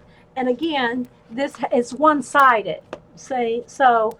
Uh-oh, there's a flamingo. Like these giraffes. Now, if you didn't want to color directly in the book and cut them out, and you'll make a copy and cut your giraffe out or whatever. You know, maybe we should, you know, maybe do one of those today. We'll see. Color one of these. Let me just tear him out. There's flamingos on the other page. We don't want to look at that. Okay. So anyway, maybe we'll do that. Maybe we'll color this and cut one out and put it on a page. That's what we did. That's what we did here with these little fish. Yeah, fishy, fishy, fishy. Oh, that's right. Carrie and Eileen are not here, but they might watch the recording. Okay, so anyway, yeah, so we kind of made it an undersea, but it could be in the sky, in space kind of feel. Ah. Oh, okay, yes, yeah, you heard just in time to hear someone go to the corner. It's Lindsay, Jeannie. All right, so that what we did, and this is recorded. I think this is the last recording. This was from Sunday, I think. No, not Sunday. Saturday. Saturday. We did this Saturday, day before yesterday. Yeah. Okay. Well, that's true. We can't sit. Yeah. For those of y'all who don't know, today's Lindsay's birthday. So, happy birthday, Lindsay. She was not on my birthday list, so she will be getting a card, but she will be getting it late. I have some CB cards. You'll get a CB. Let's pick you out a birthday card. Rabbit Trail. Let's pick her out a birthday card. Let's see. Where's my CB cards? I have a couple Carla cards too. Maybe a Carla card. Let's see. Where's my CBs?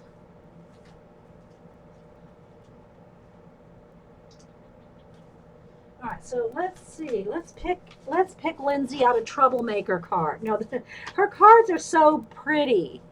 They're just gorgeous. I have a few left, but these are the ones that are. Is she here still? She was. Yeah, CB's here. So these are some of the cards I have left from CB. Okay, let's see. All right, this one looks like a troublemaker one. I think we're going to send you this one. We're going to send you this one, Lindsay. It looks like two little girls getting in. They look like they're troublemakers, don't they? So yeah, we're going to send you this birthday card, Lindsay.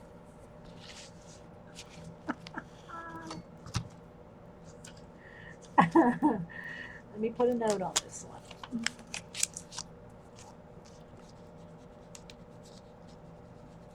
So happy birthday, Lindsay, from CB and the gang. I'll set that over here. I'll get that in the mail. I'll get that in the mail after the show. All righty.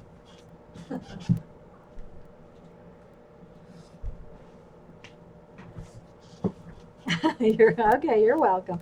All right. So let me finish the flip here. Again, see, there's just some loose pieces here that I know I want on this page. But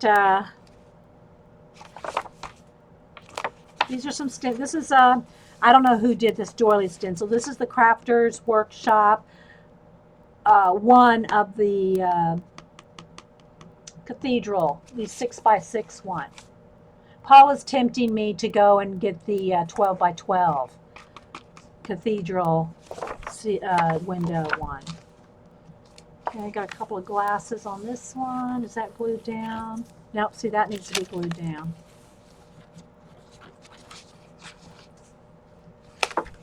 And then, oh, this is the other one we did finish. We did draw something in this journal. The steampunk, and somebody named it. Now I can't remember what we named it. But I didn't like the eyes, so we did the Happy Dye glitter juice, i.e. Stickles. We stickled up his eyes, but anyway, he's okay. So this was our steampunk chick and steampunk frog. Okay, well, send them, AJ. We never can have too many birthday cards because there's always a birthday. But I did add Lindsay to the list. So, and for those of y'all that don't know, today is Bren Fluffy's birthday. I sent her a card about maybe a week and a half, 2 weeks ago, and Paula already got hers. Paula's tomorrow. Shh, don't tell anybody. Is Paula still here? Tomorrow's Paula's birthday. But today is Bren Elegant Tangle. I call her Fluffy. Today's Fluffy's birthday. So y'all tell her happy birthday. See, here we go. Look. See? This needs glued down. So these are the things that I wanted to do today, is glue all this down. So it's glue, heat gun, glue, heat gun. And then maybe after I do that, I can do a bit of more of a story on some of them. Okay, so every page has got something. See, I might start with just this little bit of landscape here. and then, you know, turn it into a whole world. This is like your little inspiration. Yeah. So Fluffy, if you're watching this recording, she's not here. I don't see her. Everyone's saying happy birthday. Dee Dee, try using packing tape transfer and pan. Yeah, I'm not. I've done a couple packing tape transfers, but I just, instead of doing that, I just glue the thing down. I don't really. It's kind of like, was it? How's the saying go? Too much sugar for a dime or something. I'll just take, instead of doing like a packing transfer tape of this, I'll just glue this down. That's just me. And I've got Claudine Helmus books. And by the way, if y'all want any kind of, let me show you her book. Her book, she's got one that has all kinds of transfer techniques that I would recommend. Let me find it. Hang on, I got to look for the book a minute. Since I reorganized my books, look away, Jeannie. Okay, here we go. So these are Claudine Helmus 2 books. This is the first one, Collage Discovery Workshop, and this is the one that's got all kinds of packing tape. This one came out in 2000 and, is it 3? Yeah, 2003.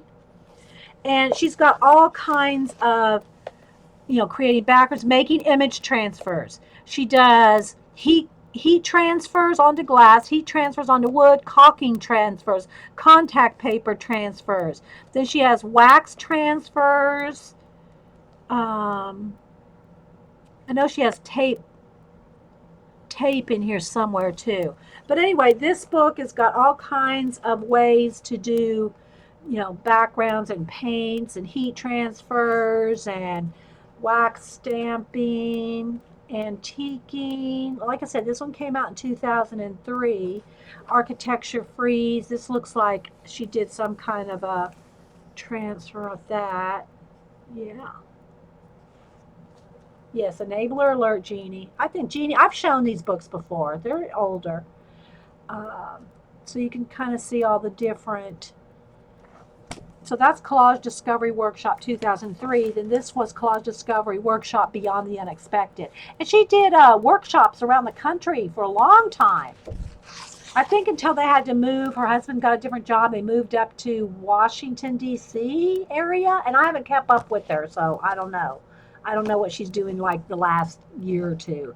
This one came up, this was 2005. So, and if y'all do decide to order these, Paula, what's your, I have it written down somewhere, but it's not right handy.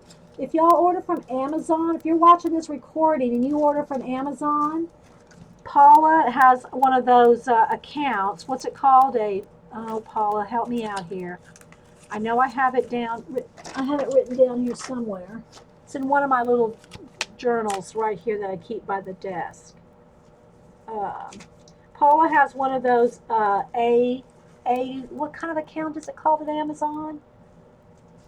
Where she'll get a couple of cents off of any book you order through her account, through her store. That's what I'm thinking of. Through Paula's A store. She can't see what you buy or who buys it or anything like that. But if you use her A store number, oh, she can't give me the link. Do you remember the number, Paula? She's on her tablet. She can't give me a direct link. I have it written down on one of these little pieces of paper, but now I can't find it. Oh, I can't find it, Paula. Let me look in this book. So anyway, if you use Paula's A store number, she'll get a couple of, I think it's in this book. She'll get a few cents off anything you order, is what I'm trying to say. Yeah, not just books. Hey, Jean, not just books, but anything you buy from her A store. Amazon store, using her code. If I can only find the code. I have it right here in one of these little books. You can see I haven't ordered from Amazon for a while. because I would use it. Sorry, Paula. If somebody knows what her A store number is, let me know because I'll be digging here for a while otherwise. But yeah. I try, Paula, but I can't find the code. I can't find the number. It's something something Journal Artista, but I can't. Or you can get it from her blog. Okay, so yeah, go to Journal Artista. Journal Artista is Paula. Go to her blog, and she'll have it on her blog. So if you order anything from Amazon, use her. It just helps out Paula, who's deservingly would to support her in her art. Journalartista.com, and you'll find the link to her A store. Okay, so this is Collage Discovery Beyond the Unexpected. And like I said, 2005, and it just continues on with more techniques. This one talks about developing your personal style, tools and supplies, creating textured backgrounds. Okay, so she uses the Elmer's glue crackle, the plastic wrap crackle, layered masking tape, sketching into wet paint and tissue paper layering. And you can probably see all these on Amazon on the insides. It probably gives you previews. Using background textures, printmaking and collage, creatively combining paper and fabric, bringing personal imagery into your artwork, the power of color, collage challenges. And so let me just do a quick flip here of Claudine's style, and she does good step out. She's a teacher and does workshops around the country, so she's good at step outs, step by step. Okay, that's cute right there. And Claudine, you just recognize her style. She just has a very distinct, she'll use little characters, she'll use actual photographs of real people and do commission work of collages and that, from little bits of their heads and then makes her own bodies for them in kind of whimsy, fun fashion, you know? So, yeah. But because somebody mentioned tape transfer, this has all kinds of transfers and in different techniques for that kind of thing in her two different books. So those are Claudine Helmus' two books. And she also has a little scrapbook inspiration deck. I never really, by the time I bought that, I was kind of like, already knew exactly how I liked a scrapbook, but I still liked her. So I bought it because it was Claudine. Let me see if I can find that. That will be down here in the scrapbook section. Oh wait, no, I took all my scrapbook stuff downstairs, so it's not in here. I moved all my scrapbook technique books downstairs because I ran out of room in here for books. So I don't have the her scrapbook. Now, if somebody really wants to see, I'll run downstairs and get it. If someone really wants to see her scrapbook inspiration deck, I will go down and get that if anybody really wants to see it.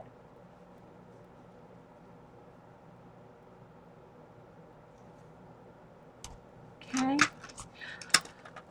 I should anyway because I would need some coffee. So let me go get some hot coffee. And thanks, Shabs.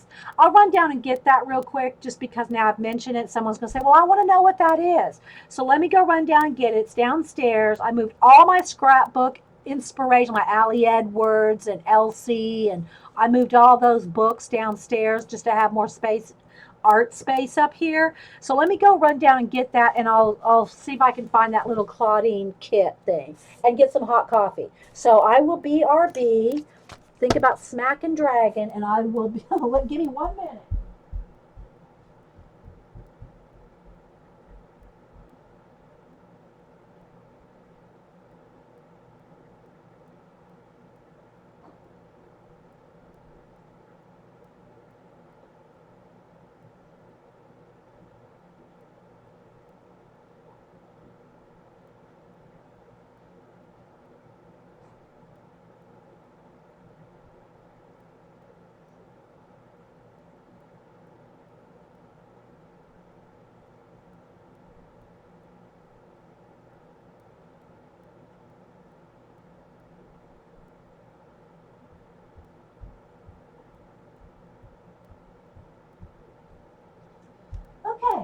Always feel better when you get that hot coffee.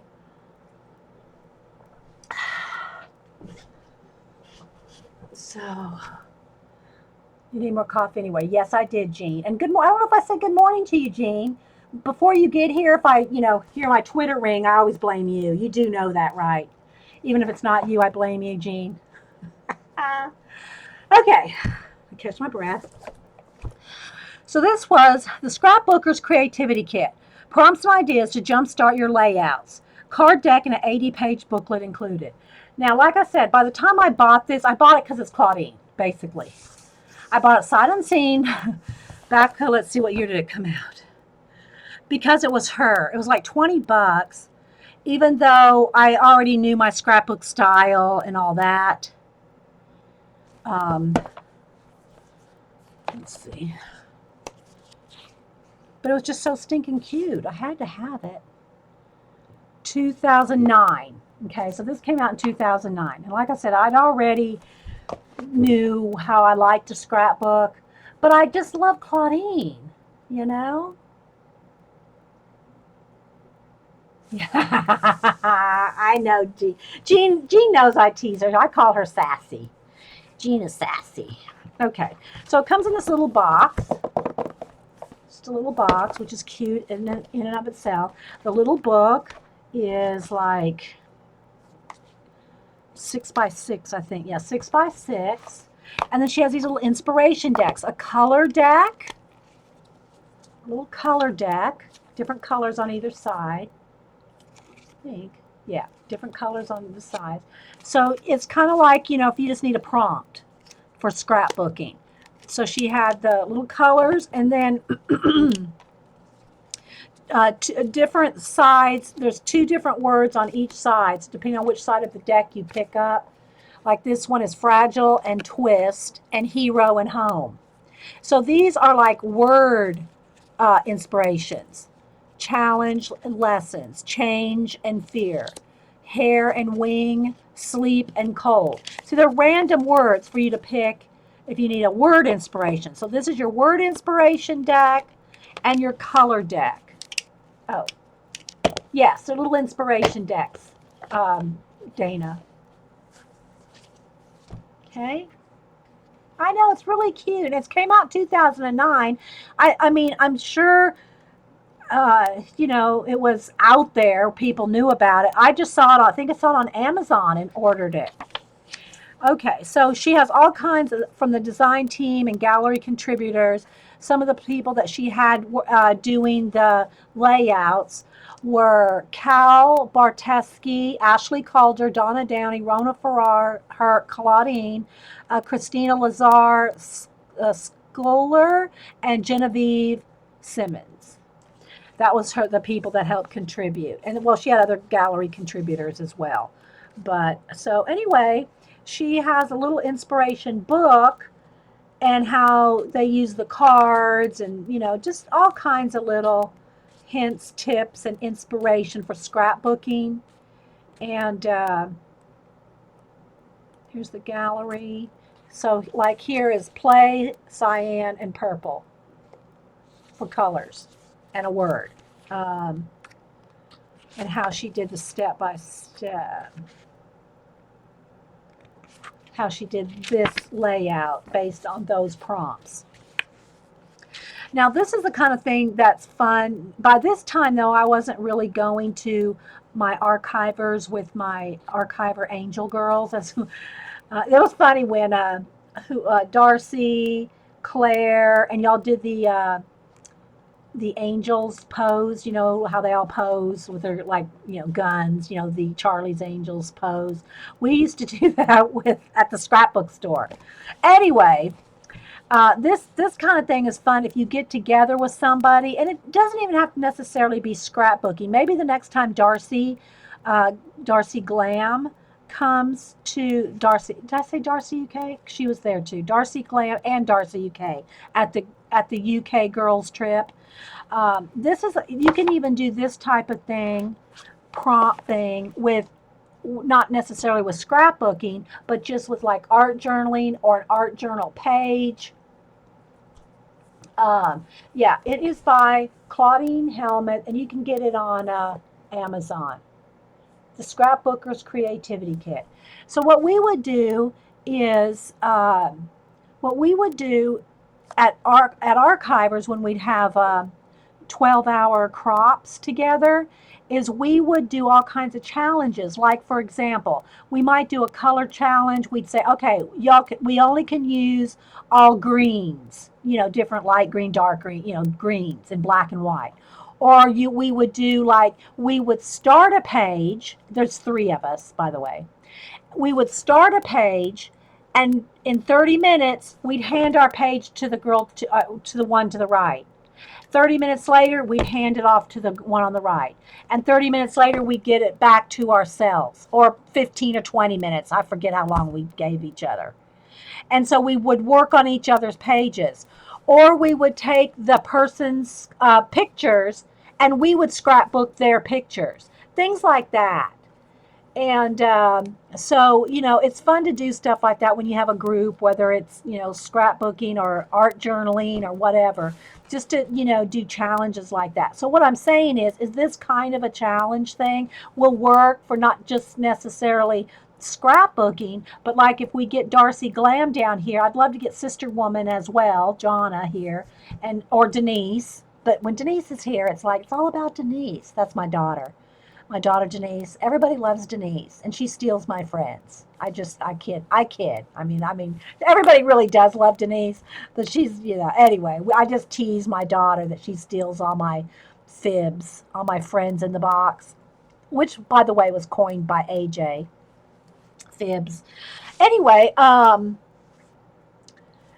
so if I can get Denise or Darcy or Sister Woman or somebody here, I would love to be able to do some kind of small art journal. Of course, we wouldn't do something as big as this, but and do some kind of a round robin thing where we would switch off our pages, work on each other's pages. But you got to be brave. You can't be afraid that you're going to mess up somebody's son. You just got to go for it and have fun. So anyway, so that's the other book that I was talking about, Claudine. All right, so let me see where I put her books. Oh, I put them back on the shelf. Okay. And if y'all missed the beginning of today's show, I did talk a little bit about doing the file folder game book project again.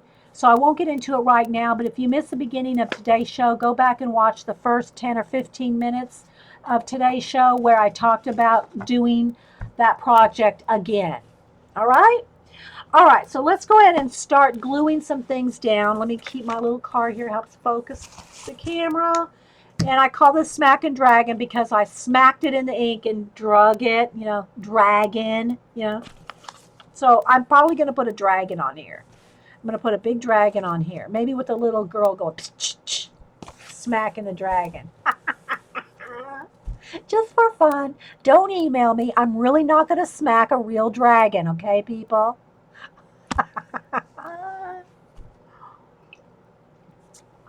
All right. So,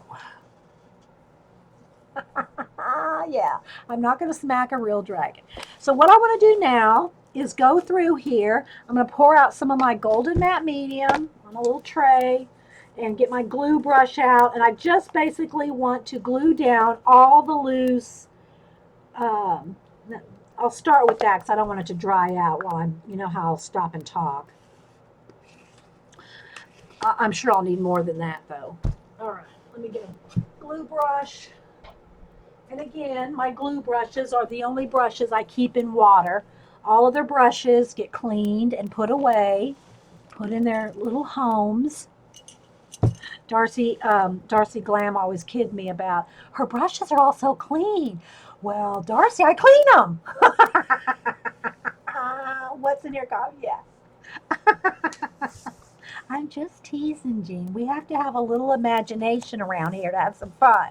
You're a school teacher. You should know that, Miss Jean. Sassy. Okay, so what I'm going to do is I'm just going to go through, and when I come across a page that has, now these two are done. I already showed this. When I come across a page that has something loose, that's glued, All that's glued. Then I'm going to just stop and glue it down. Okay, here we go. This is the one we just started to go.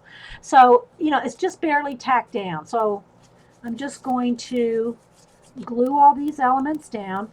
And again, this is Dylusions ink. So if I really start messing with that ink, it's going to reactivate it, okay? And if it does, it does. It's just the way it is, you know, with Dylusions ink. But because I just barely tacked these down, I'm just going to go ahead. And when you use matte medium or any kind of medium, whether it's Mod Podge, where's Linda? Or anything else, you want to put your medium down on your substrate and on the back of your piece and then over the top. Because just trust me, it makes a difference in the wrinklage, okay? And then you kind of stop as you go. Where's my card? He pulled out a iTunes card here. Just whatever kind of, you know, old credit card or whatever kind of key card or whatever. And then just smash it down, okay? Same thing over here, just kind of tack that down with the glue stick earlier. And after I go through and glue everything, maybe we'll come back to this page and work it, okay? So I'm just putting down that.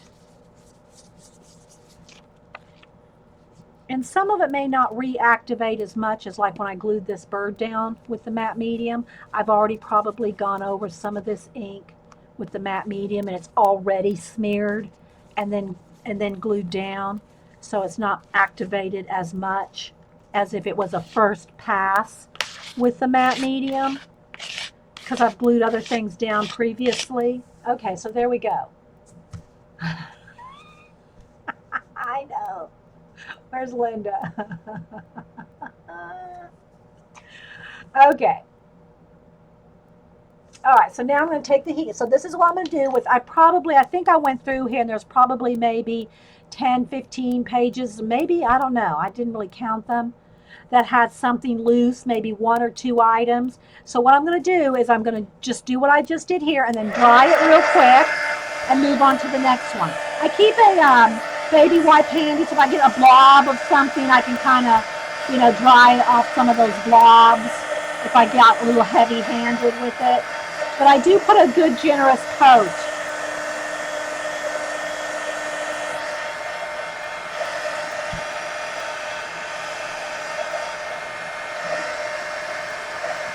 So if you all have any questions or anything, feel free to ask them. It's probably a good time. I mean, I try to explain this, you know, everything I do thoroughly every time I do a process, so you may not have any questions because I've probably answered them all. Yeah, Vicki likes her AARP cards.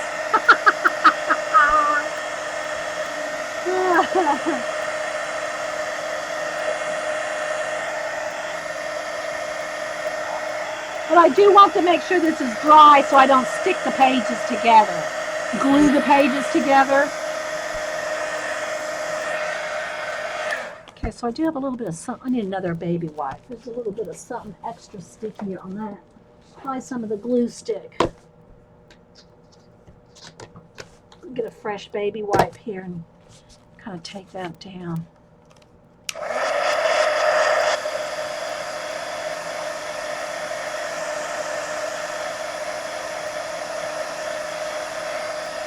All right, so there we go. So I think, and I'm going to feel it to make sure nothing's sticky or wet before I go on to the next page.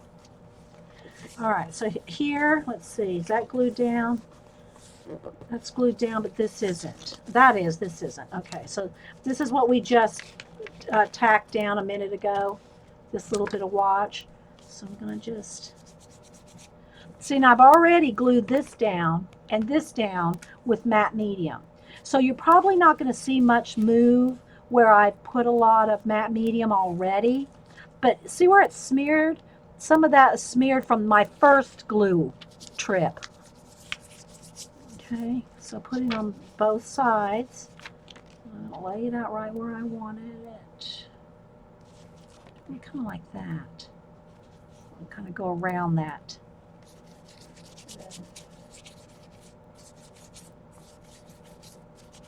sure I get it down well. Take my card and smooth out any wrinkles. And if I get excess on there, I'll just kind of scrape it off.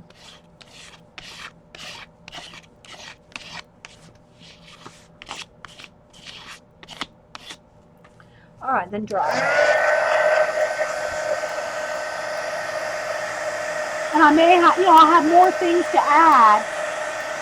I just wanted to get, because I have a lot of things in here that I just tacked down, that I wanted to go ahead and get this done. Maybe we'll color these giraffes.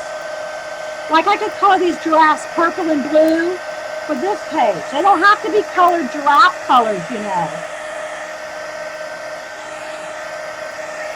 Okay, let's make sure that's all dry, because I don't want to glue the pages together. But we could color one of these giraffes purple and blue. Have it come, be on one of these pages. Like right there, look. Can you see where it could, look, right here. Imagine the giraffe right there. Or imagine him coming out from behind here and overlapping right there. See? Okay. All right, just making sure there's no glue wet anywhere. Okay. If I missed anything, yeah. So maybe we'll do a purple giraffe there. I don't know. All right, let's make sure everything's, I'm just kind of making sure. All right, this needs to be glued down. So it's just tacked down with a little bit of a, what do you call it, a glue stick. All right, so I want that little bit right there. Is she glued down? Yeah, I glued her down. For some reason, I like that little bit of color right here. Probably because it coordinated with this. Is that glued down? Yeah. All right. Oops.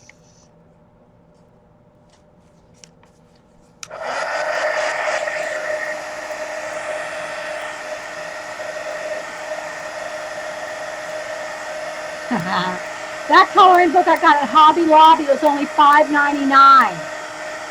And then I used a 40% off coupon, because at Hobby Lobby you can use 40%. You can use your coupons on books at Hobby Lobby. You can't at Michael's. But this is one of the this was at Hobby Lobby, just $5.99. Same place I got the steampunk one. And that's a lot cheaper than some of them that you get at the bookstores that are 10, 20 bucks. Even the Flow ones like 20 or 25. So, all right, so that's glued down. Let's go over here. I'm just going to kind of, I'm just make sure all the edges of everything is glued. It's all glued. So it looks like I'm petting my book, like Joycey. I'm petting my books. All right, that's all glued down. Just patting. Making sure everything's glued down. That's all glued.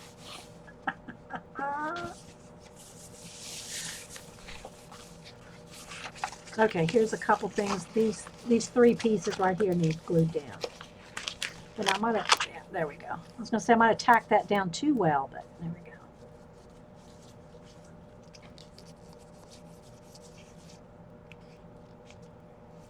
I just like this color. And then this right here, I might just turn into a hill. This hill could come up over to this side.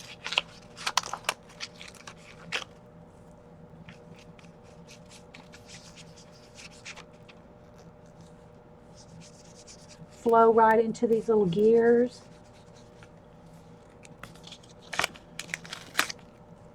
Oops, took a little bit of that off.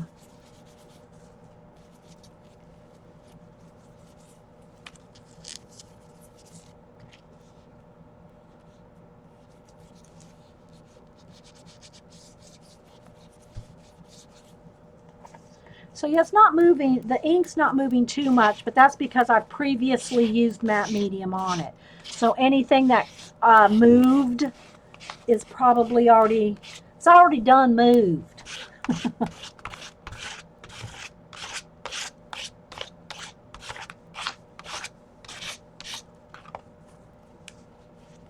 All right, let's dry this, move on to the next one. So again, if you're just joining me, this is just like mid-process of some art journal pages. My other one, I did more, step by step, page by page, and finished it. This one, because I wanted to smack every page, every single page with ink before I did anything else.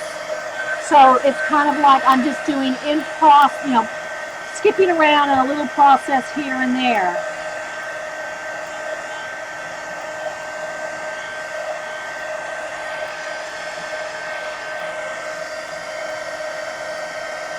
Don't forget Jean streams at 4 Eastern.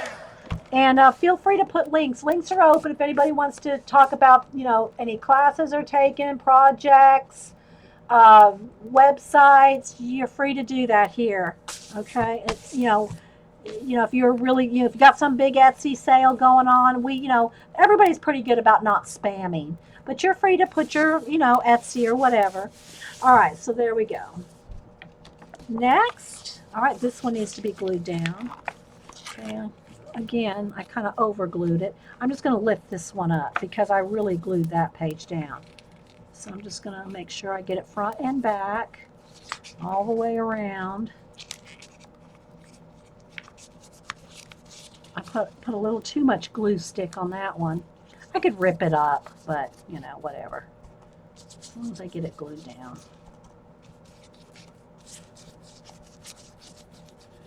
And then, it is important to kind of take your card and smooth it out.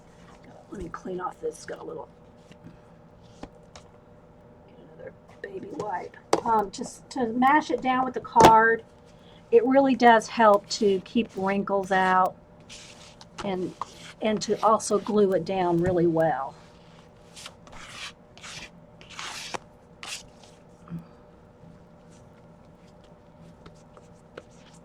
And I do have a craft scrubby.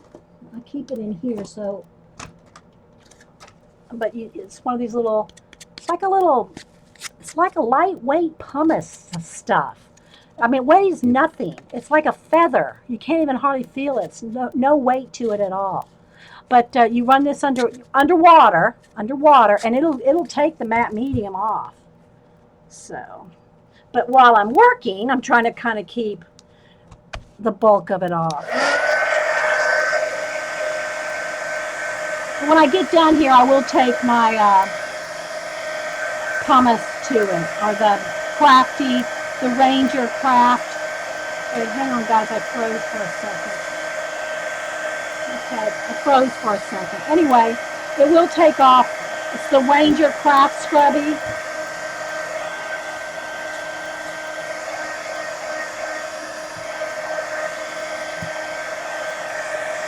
Okay, so that one's dry. Oh.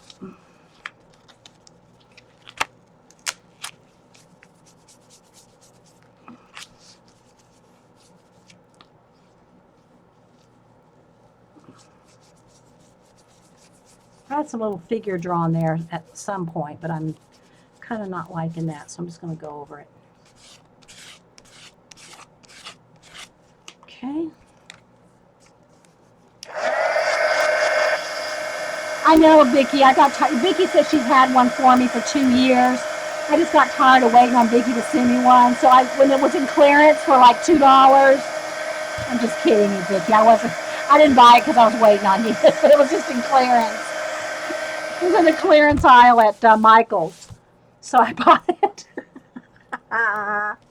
So you can keep it now, Vicki. Go ahead and break it out and use it. This is all glued down. All right, let's see. That's all glued down. Nothing yet on this page. This might be a good one for those, I don't know. Okay, I know this needs to be glued down. Again, let me just, because I've half glued it down, let me just go ahead and put it on here like this. Just want to get, she's glued down. I must have just tucked this up under her.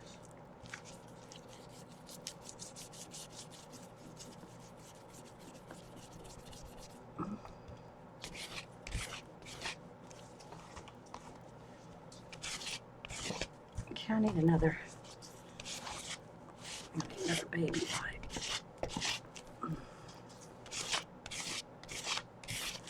But I really get no wrinkles at all when I use this method with the matte medium and both sides of your piece, and then smack it down with the, or smash it down. Smack and smashing dragon now. Sorry guys. Put the camera.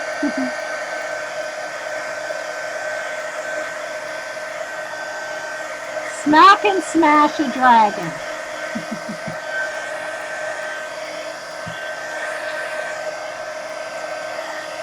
But I do think I'm going to put a dragon on the cover of this, whether I paint one myself or find one. All right, this one doesn't have anything. All right, this all needs to be glued down. Let's see if I can lift that whole thing up. There we go. See, now this is moving. I see the ink moving here because I've not put any matte medium on this page. So look, can you see that? I want to try to do it on purpose. Look, can you see the blue ink moving? This has had no matte medium on this. So see how it's moving?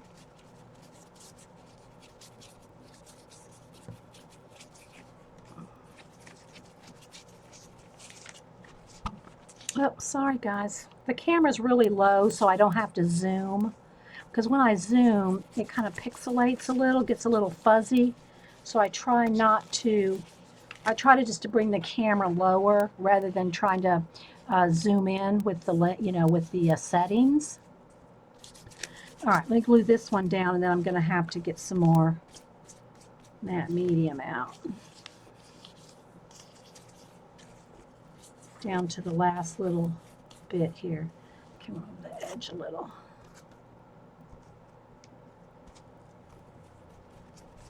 Okay. You can see it now. Puff the Magic Dragon. And smacking old Puff the Magic Dragon. No, I wouldn't smack old Puff. Jeez. I'm not gonna smack Puff. You see how much ink is coming off when I'm doing this? Oh my goodness. All right, so there we go. Let me dry this. Yeah, she's sassy today for sure.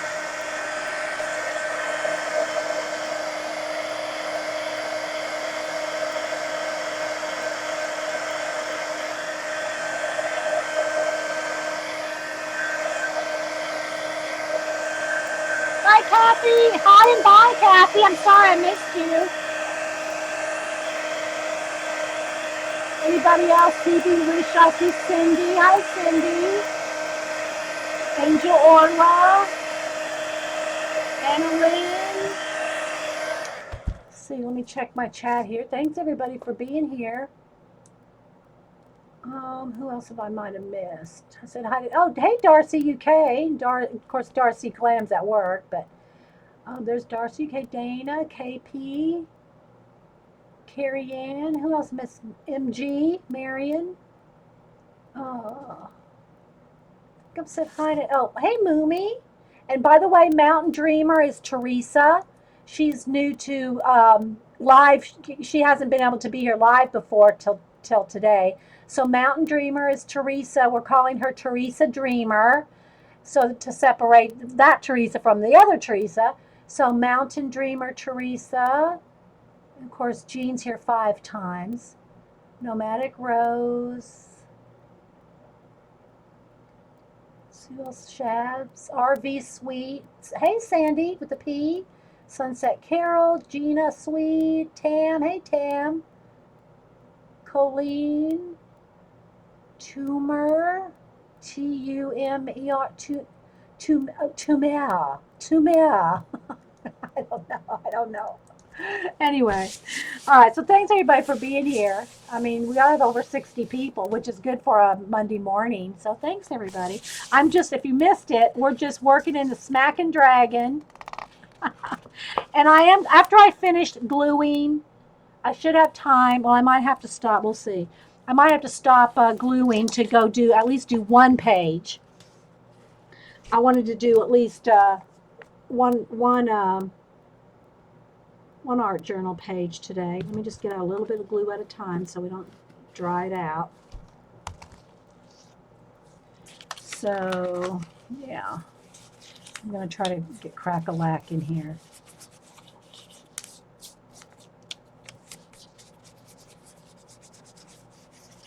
Get out the whip app. If y'all don't know what it's an app that sounds like a whip. It does an Indiana Jones one and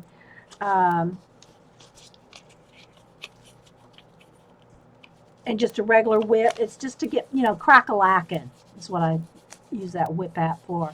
And it's fun to use it in the store too. Although lately I've been using that one from the sitcom app that Artistic Biker showed us, Blade. He showed us one that has sounds of like crickets and stuff. I love that. Let me show you that one. I love doing that one in the store. If you're just walking down an aisle, where is it? If you're just walking down an aisle of a store, and it's kind of like, I mean, people, unless they're really loud in a store, it's not, it's kind of quiet. So when you're walking down an aisle, just do this.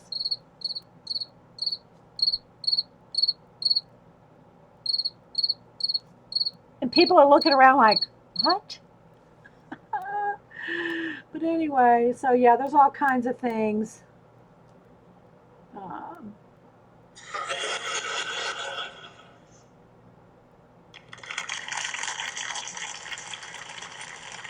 It's a sitcom. It's like, on sitcoms when you have canned laughter, canned clapping. Let's see. They have all kinds of music.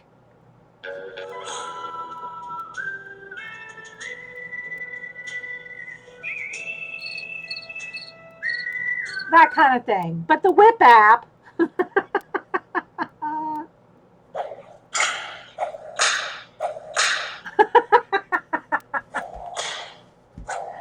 Get people crack-a-lacking. Anyway, it's just fun. Okay, stop it. All right, let's see. Did I dry this? No.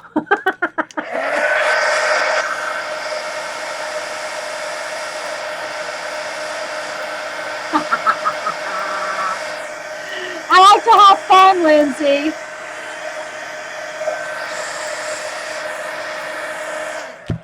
I mean, if you were sitting there, say, if you were at a doctor's office or something, and you're just sitting there waiting, and you played that cricket, it would be, people would laugh. Okay, anyway, all right, so let me just go ahead and glue one more down here because I got enough glue for one more. Then we'll go back and do something on one of those previous pages, okay? Again, this is moving. All this is moving because this has not had any matte medium put on it previously. All right.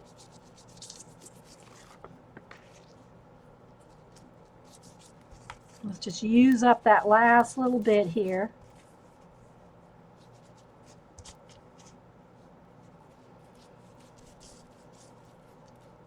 And smooth it out, dry it, and then we'll move on.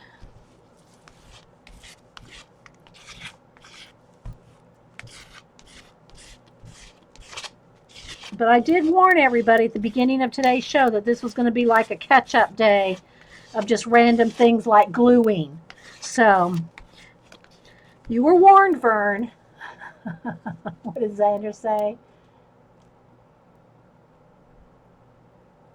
The old Western music should be Eileen's entrance music? No, she needs the music to like American Bandstand. Okay, let me put this brush in the water and dry this.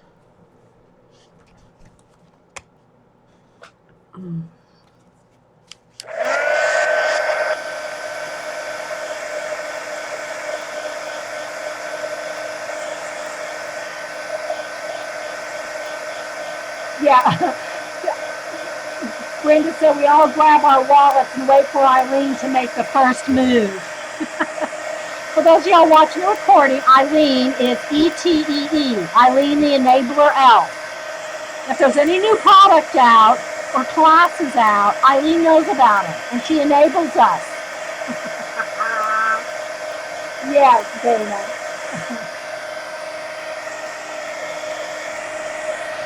She even has an elf. And by the way, has anybody seen Bridgeton lately? Just thinking of Eileen, my enabler elf. So this is Eileen, the enabler elf. She does fun things around here at Christmas.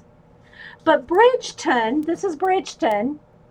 I've not seen Bridgeton around lately. Has anybody seen the kitchen fairy? Where is she? Bridgeton? I'm talking to you. I'm talking to you, Bridgeton.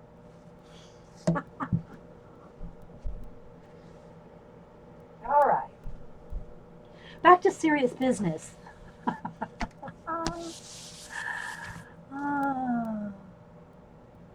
She's in Cape May on vacay? Oh, okay.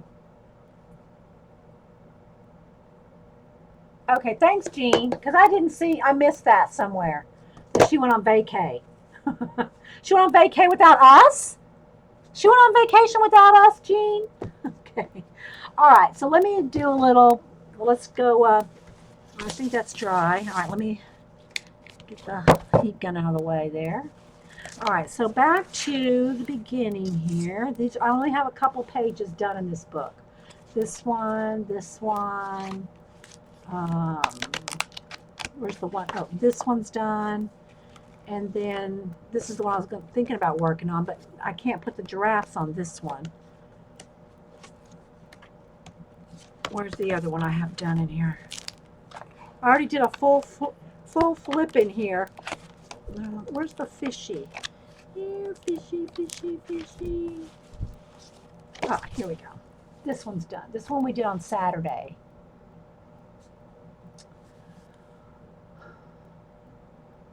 Bye, Z. Have a good day. All right. So anyway, let's go back. Let's see. I don't know if we'll have time to call. Let's see.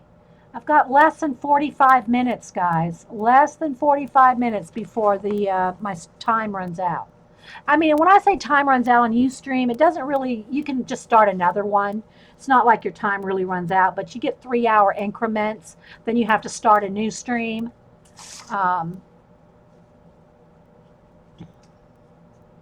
So I've been here 2 hours and 20 minutes. And sometimes it stops a little before 3 hours. So, all right, so let's see here. Do I want to color? I guess let's go ahead and we'll color one. Let me move this out of the way. This is my focusing. Let me move everything. I'm going to bump the camera. Uh-oh, I didn't hang up the, okay. So what I was thinking is coloring one of these giraffe heads and putting it in here somehow. I actually could do two, one coming from this angle and one from this side. Actually, I could put all three of them on there. But I don't know how much time I'm going to have to color three giraffes. But we'll see. All right, let me keep that there for focus. Move this out of the way. All right. So if y'all saw the Saturday show, I talked a little bit about the color books and using them to cut out and color and cut out, or copy, color, and cut out. I just took this right out of the book because it's only one-sided. You could, if you wanted to, copy it and then color it, or color it and then copy it, or whatever. You said start a new recording, Jean. Let's see how far I get. Let's see if I can crack a lack and get this done. So what I'm thinking, though, is if I want to put it on this page, I'm going to want it like blues and purples, maybe a little bit of green. I don't know. So what I think I'm going to do, though, is I'm going to color these giraffes blue and purple. All right, so I'm going to see which purple. I think this purple, and I'll put a little white and black out too. And what I'm going to do is basically base coat the giraffes. I'm going to base coat them, and then go shade them and highlight them with color pencil. All right, so let's do that purple, and maybe let's just do a flat couple of colors, and then we'll do everything else with color pencil. Bye, AJ. All right, so we got that kind of this kind of purple color that's kind of in here. It's a little bit in here. It's a little bit in there. It's a little bit over here. And then I think I want just kind of like a true blue. It's a little bit different than true blue, but I think it's, maybe just add a little bit of a tealy color to it. Just a touch of a teal color. These two blues together. True blue and what color is this? Calypso blue. Those two blues together will kind of make this kind of blue. And I mean, you can blend it out. I can pick up both of those blues and just add more. So I can just add more of that kind of, those two colors. And then that'll make the giraffe, when I cut him out, to kind of fit in there. See? So just kind of, I'm just adding that with my finger. I'm using it all up. Now I'll probably have to get some more out. You see how that blended that bottom section in just that quick? And I could carry it right over here. There's some purple in there, so I'm going to pick up a little of that purple. Just blend the blue and the purple right together. I could even get out some lime green. Right in there. Let me get those colors out again. I'm going to need more now, I can see. Let's get a little bit more Calypso blue. A little more True blue.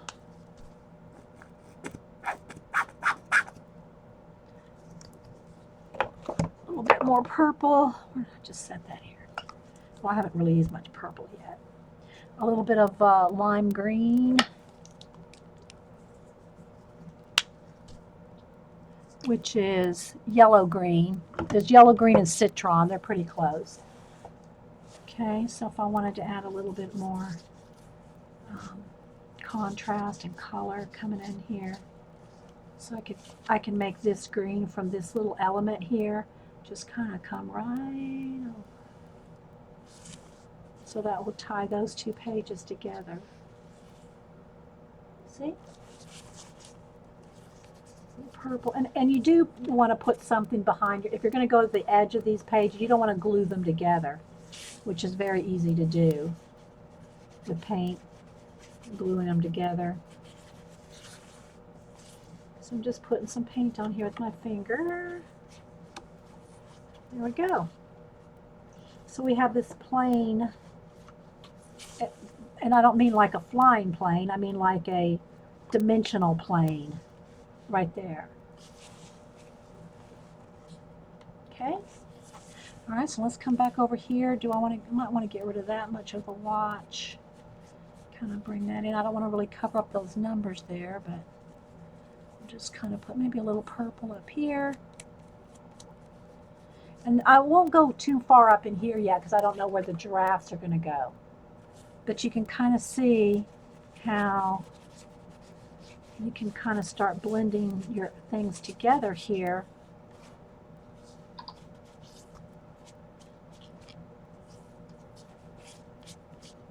And I might have some water, like I've talked about making this a water wheel, turning this into a water wheel.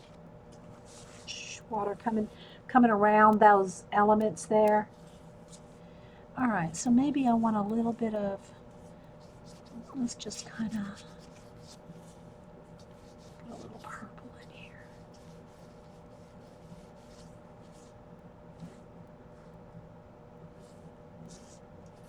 Maybe a little blue peeking through from behind. Okay, so I'm not going to, get into blending all this area yet until I find where I want the giraffes. But there's a start, okay? So now if I do some, purple, blue giraffes here, or maybe here, I don't know yet, I'll have something, a base. Okay, so I'm just going to let's just scoot that over here. Thanks, Dana. All right, let me get another baby wipe here. Clean off my hands before I start working on the color book page.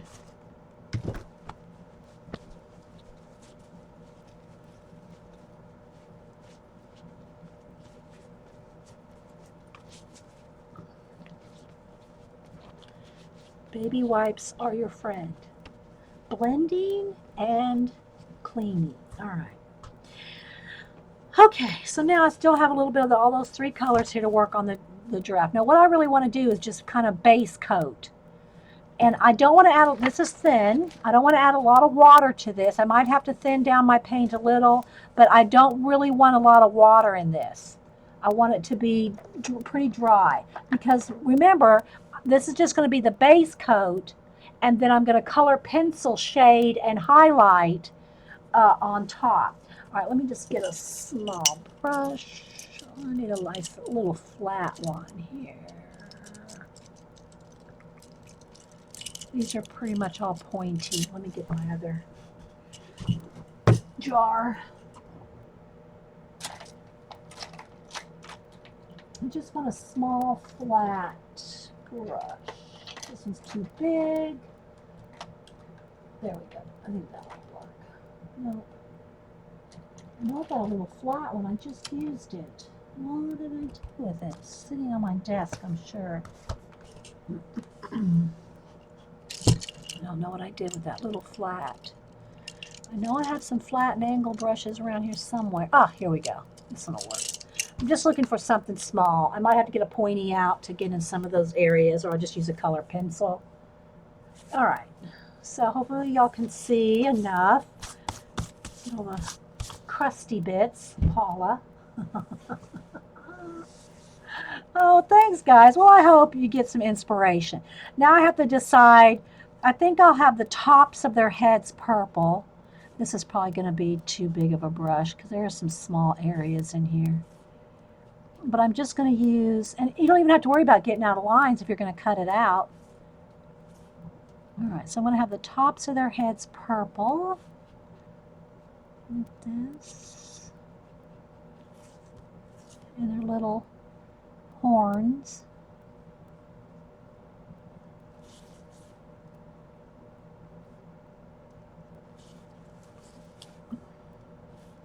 Do I want their noses? Yeah, I guess I'll go ahead and do most of the top of their faces purple too.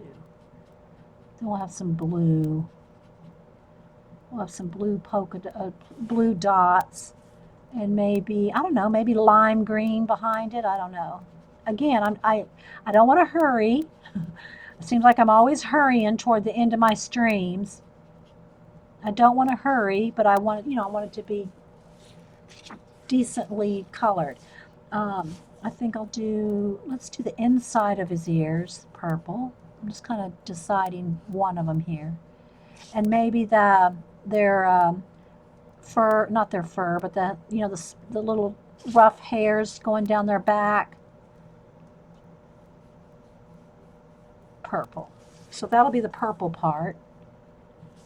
And tinier areas I'll get with color pencil. All right, so let me go ahead and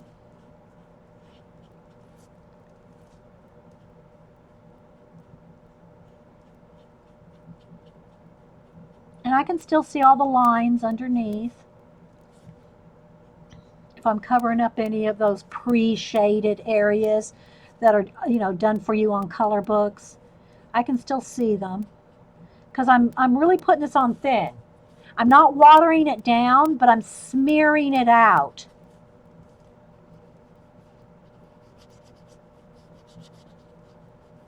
And I'm not being extra careful on the edges because, like I said, I'm going to cut them out. Here's this.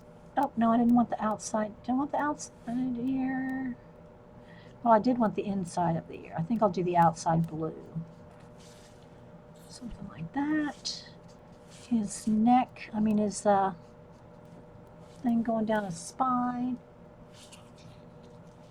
Green. Yes, I said green, Jean. The inside of his ear. I know there's a name for that hair that goes down the spine of a giraffe. Okay, let's see the horns.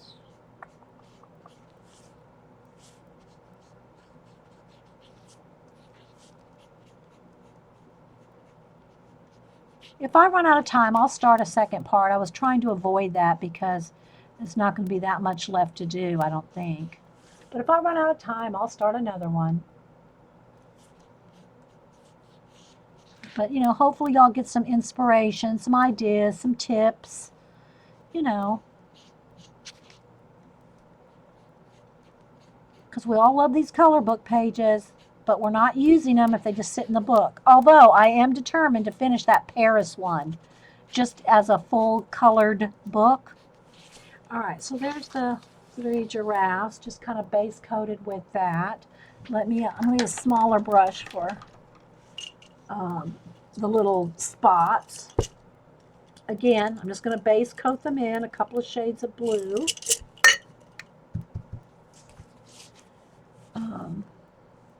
I think I'll just kind of mix those 2 blues together. And it'll keep it a little marbleized, but all right, so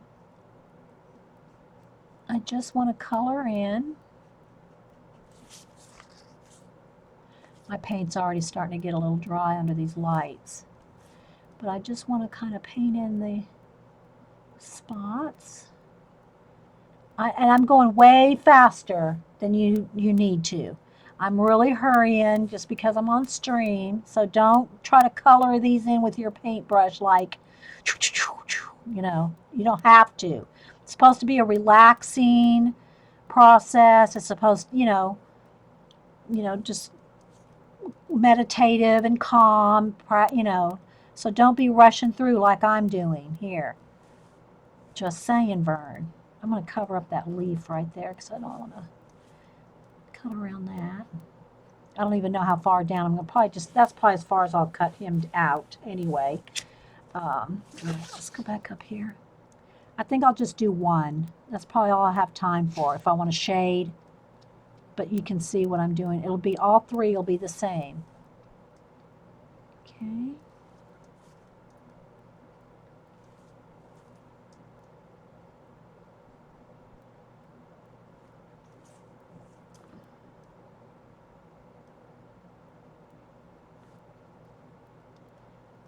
I'm going to go around each one of these little bits with highlight and shadow.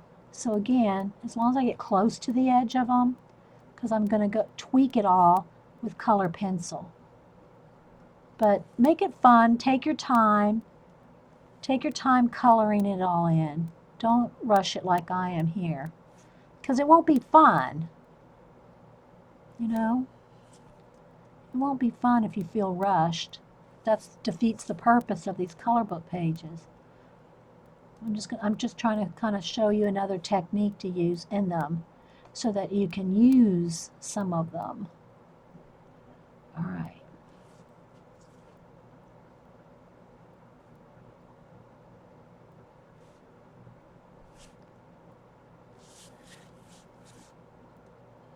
Okay. I think I got them all. All right, now let me dry this. Whoops, dang. Your lines aren't disappearing. What lines, Jeannie? Your lines are not disappearing with shading. So you're going to have to tell me what lines you mean. Marilyn.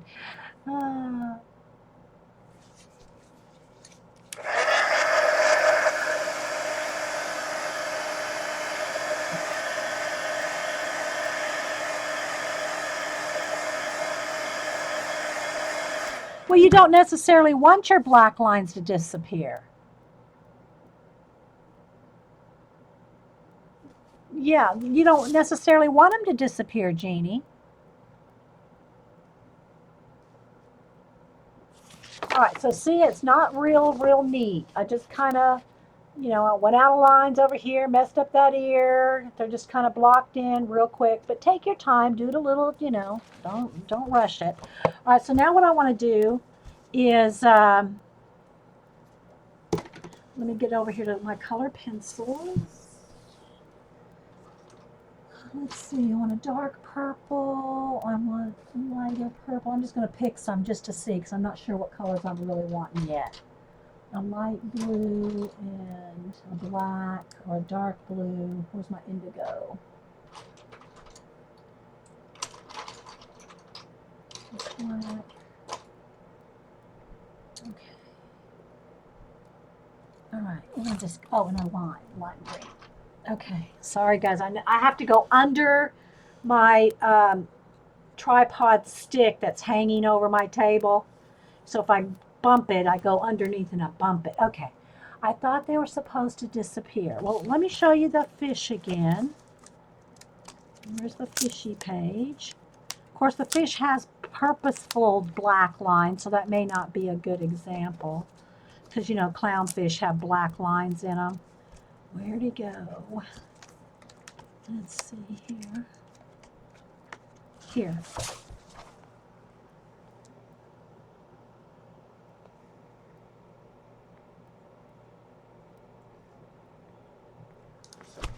I just shade them. Oops, I just shade them in. Let me go ahead, and I know it's probably going to get a little fuzzy if I zoom in, but I'm going to go ahead and zoom in so y'all can see a little bit better coloring. Let me re-autofocus. Where's my little thing here? Let's autofocus it again. See, it got fuzzy. Let's see if I can, that's when I zoom in it. With the settings on the camera, it's a little fuzzy. But maybe you can see it a little better because I want you to be able to see some of the shading. Normally I like to just drop the camera. I turn the tripod leg and tilt, make the camera lower itself rather than click, click, click to zoom in. I just like to lower the camera as much as I can, then it stays clearer. Okay, so here we go. Can you? No, that's what I was showing Nomadic Rose on coloring them. Now I did draw some. You weren't here. Where's my here? Let me get my scroll. It's not on that scroll. It's on this big scroll. Here's some I actually drew. Right, let me move the paint.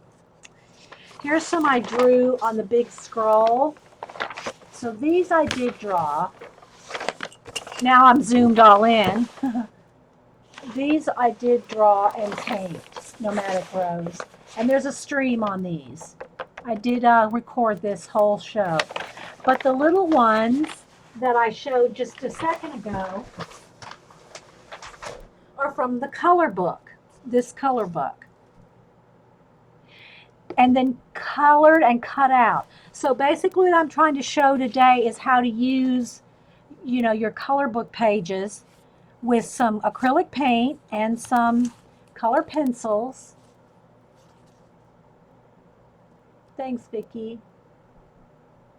You kicked yourself out of chat. Okay, so anyway, all right, let me get a sharpener. Got one right over here somewhere. Gotta have a sharpener. Now I gotta find one. Hang on, guys.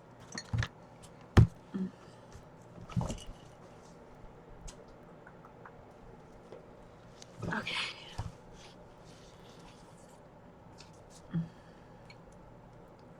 Let's do the dark purple.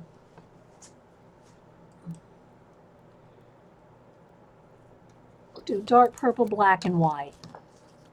Set the indigo. Yeah, to start with. Okay, so what I'm going to show you here, all right, is I'm going to highlight with the color pencil.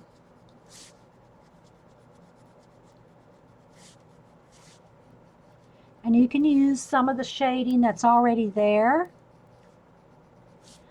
on the color pencil, on the color book image that, it's already got some little indicators of where you want to go. So I'm going to put the highlight and the shadow here with the darker purple, and then I've got the same color purple or close enough to kind of do some blending. All right.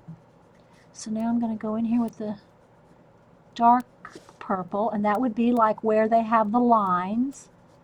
I mean, I know y'all know how to color. This is just a good way to practice your shading for, bigger projects. And plus, it's just relaxing. You don't have to think. You're not trying to work on some big project. You just want to have a little bit of fun with your color books, okay? So I'm just going to go in there with the shadow.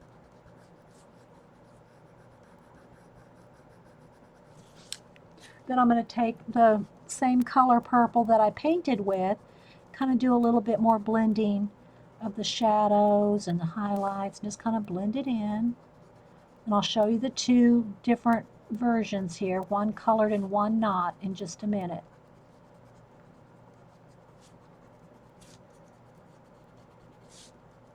And I'm going way faster than you need to. Again, I'm going fast because I'm on Ustream. Don't rush. Just take your time and enjoy the process. Make it fun.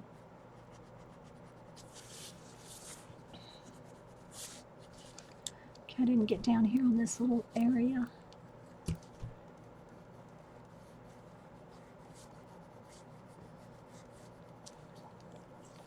And I don't care what anybody says. Coloring is fun. If they don't think so, they haven't tried it. All right. Now what I want to do, for behind, I want his, like behind his spots to be lime green. I'm trying to tie in all the colors that I'm using over on this art journal page. In this case, okay. So I'm going to just go around all the spots. Maybe kind of blend that purple and that lime in together where they meet. Same thing for around his ears.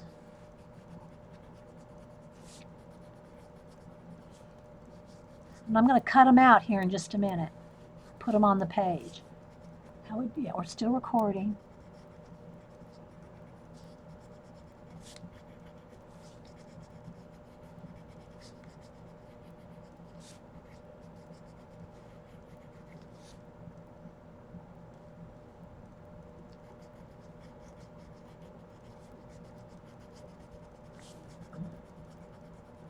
Don't forget, today is Bryn Elegant Tangle, i.e. Fluffy. That's what my nickname is for, because we both do fluffy composition books. But today's our birthday. Tomorrow's is Paula's. So, all right. So I just wanted to get that background, the lime green part. Now what I'm going to do is go in here with the indigo blue. So you can see so far. Now what I want to do is start shading each one of those little spots. Shading on one side, highlighting on the other.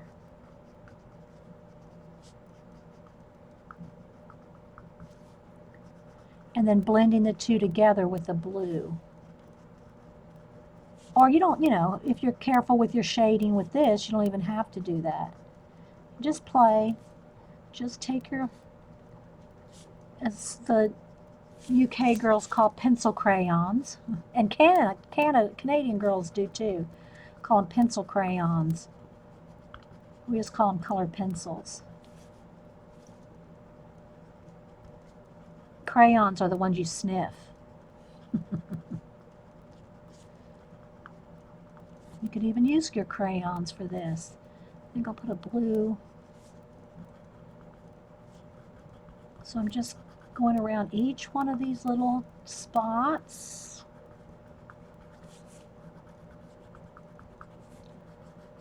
Because this here is fun all day. Watching you incorporate the coloring pages into your collage. Yeah, I don't know if you were here, Colleen, when I did a flip and I showed a couple, like the fish, when I did that one on Saturday. But I'm recording, so it's all there. And also talking about doing that file folder book project again. I talked about that at the beginning today as well. Okay. So we're going to see about doing that. But I have to think about it some more and plan it a little bit better. All right, so there's some of the dark blue. All right, now what I'm going to do is I'm going to take the light blue and kind of highlight a little right along the edge where I didn't color real neat because I was doing it fast. But I'll go in here and highlight with this light blue now. Then if I want an extra bright highlight on anything, I can add a little bit of the white. Okay. I'll hold it up again. And you can see the two ones with color pencil and the one without color pencil here in a minute.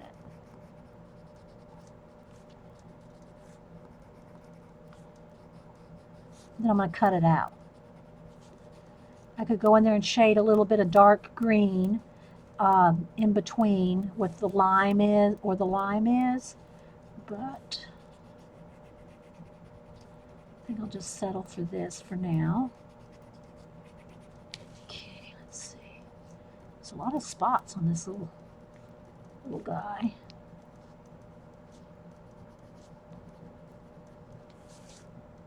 But I hope everybody enjoyed just, getting some ideas today.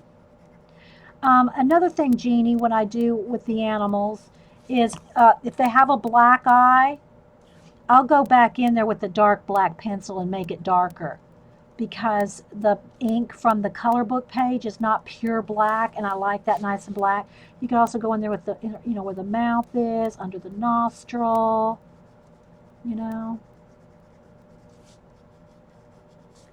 little bit more shading here and there with either a darker purple or black. Here's his little horns there. I want to kind of separate those out. Inside the ear, I want it a little darker. Maybe on some of those, that hair on his back there. Maybe want some of those to kind of stand out.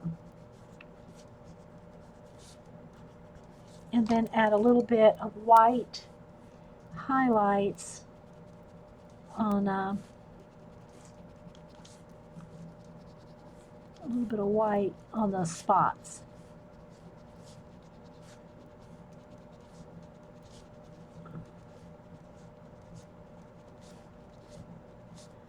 And it makes it stand up a little.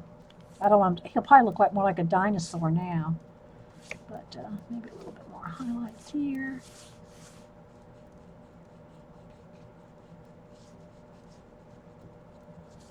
Go back in here with some of the lime where I missed around a couple of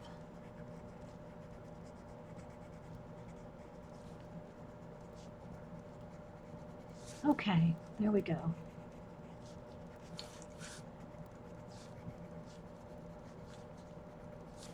That was the quickest coloring thing I've ever done, I think. Okay, so there we go. So you can see it's just flat purple there.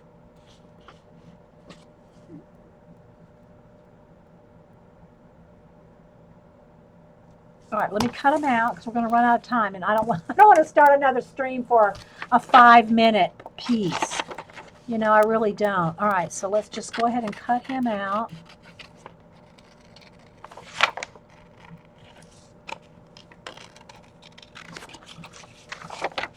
And again, I'm going to do all 3 of them. I'll use at least 2 on the page. I don't know if I'll use all 3 of them on the page, but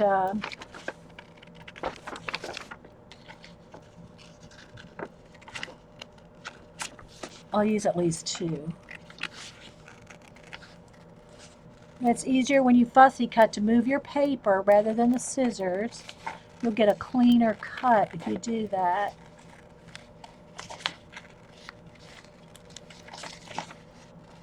Okay, I'm just going to kind of trim off that round.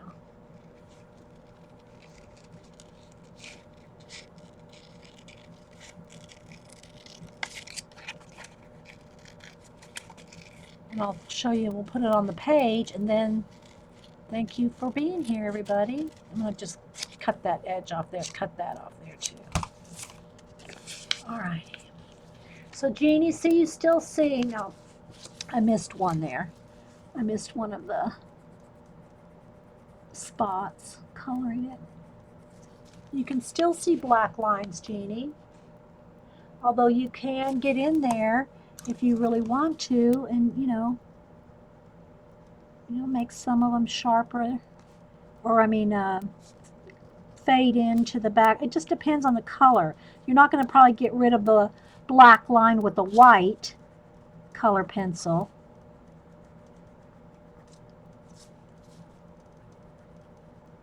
But you don't have to get rid of the black lines. I mean, I personally like it to look like a color book page, or be able to tell that it is. That's just me. So I'm just going in here with a little indigo and sharpening up, some of the little spots because I hurried so fast. But yeah, okay, so there we go. Again, you could go in there and shadow where I put the lime green. You can go in there with, darker.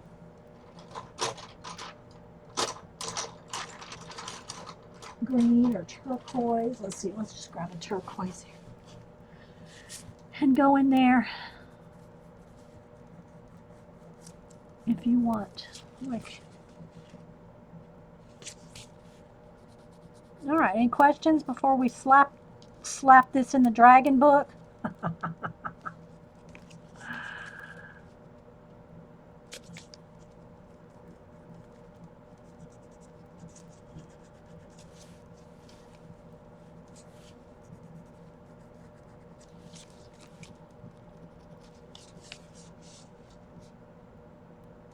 Could even add even a little bit more of a highlight in his eye.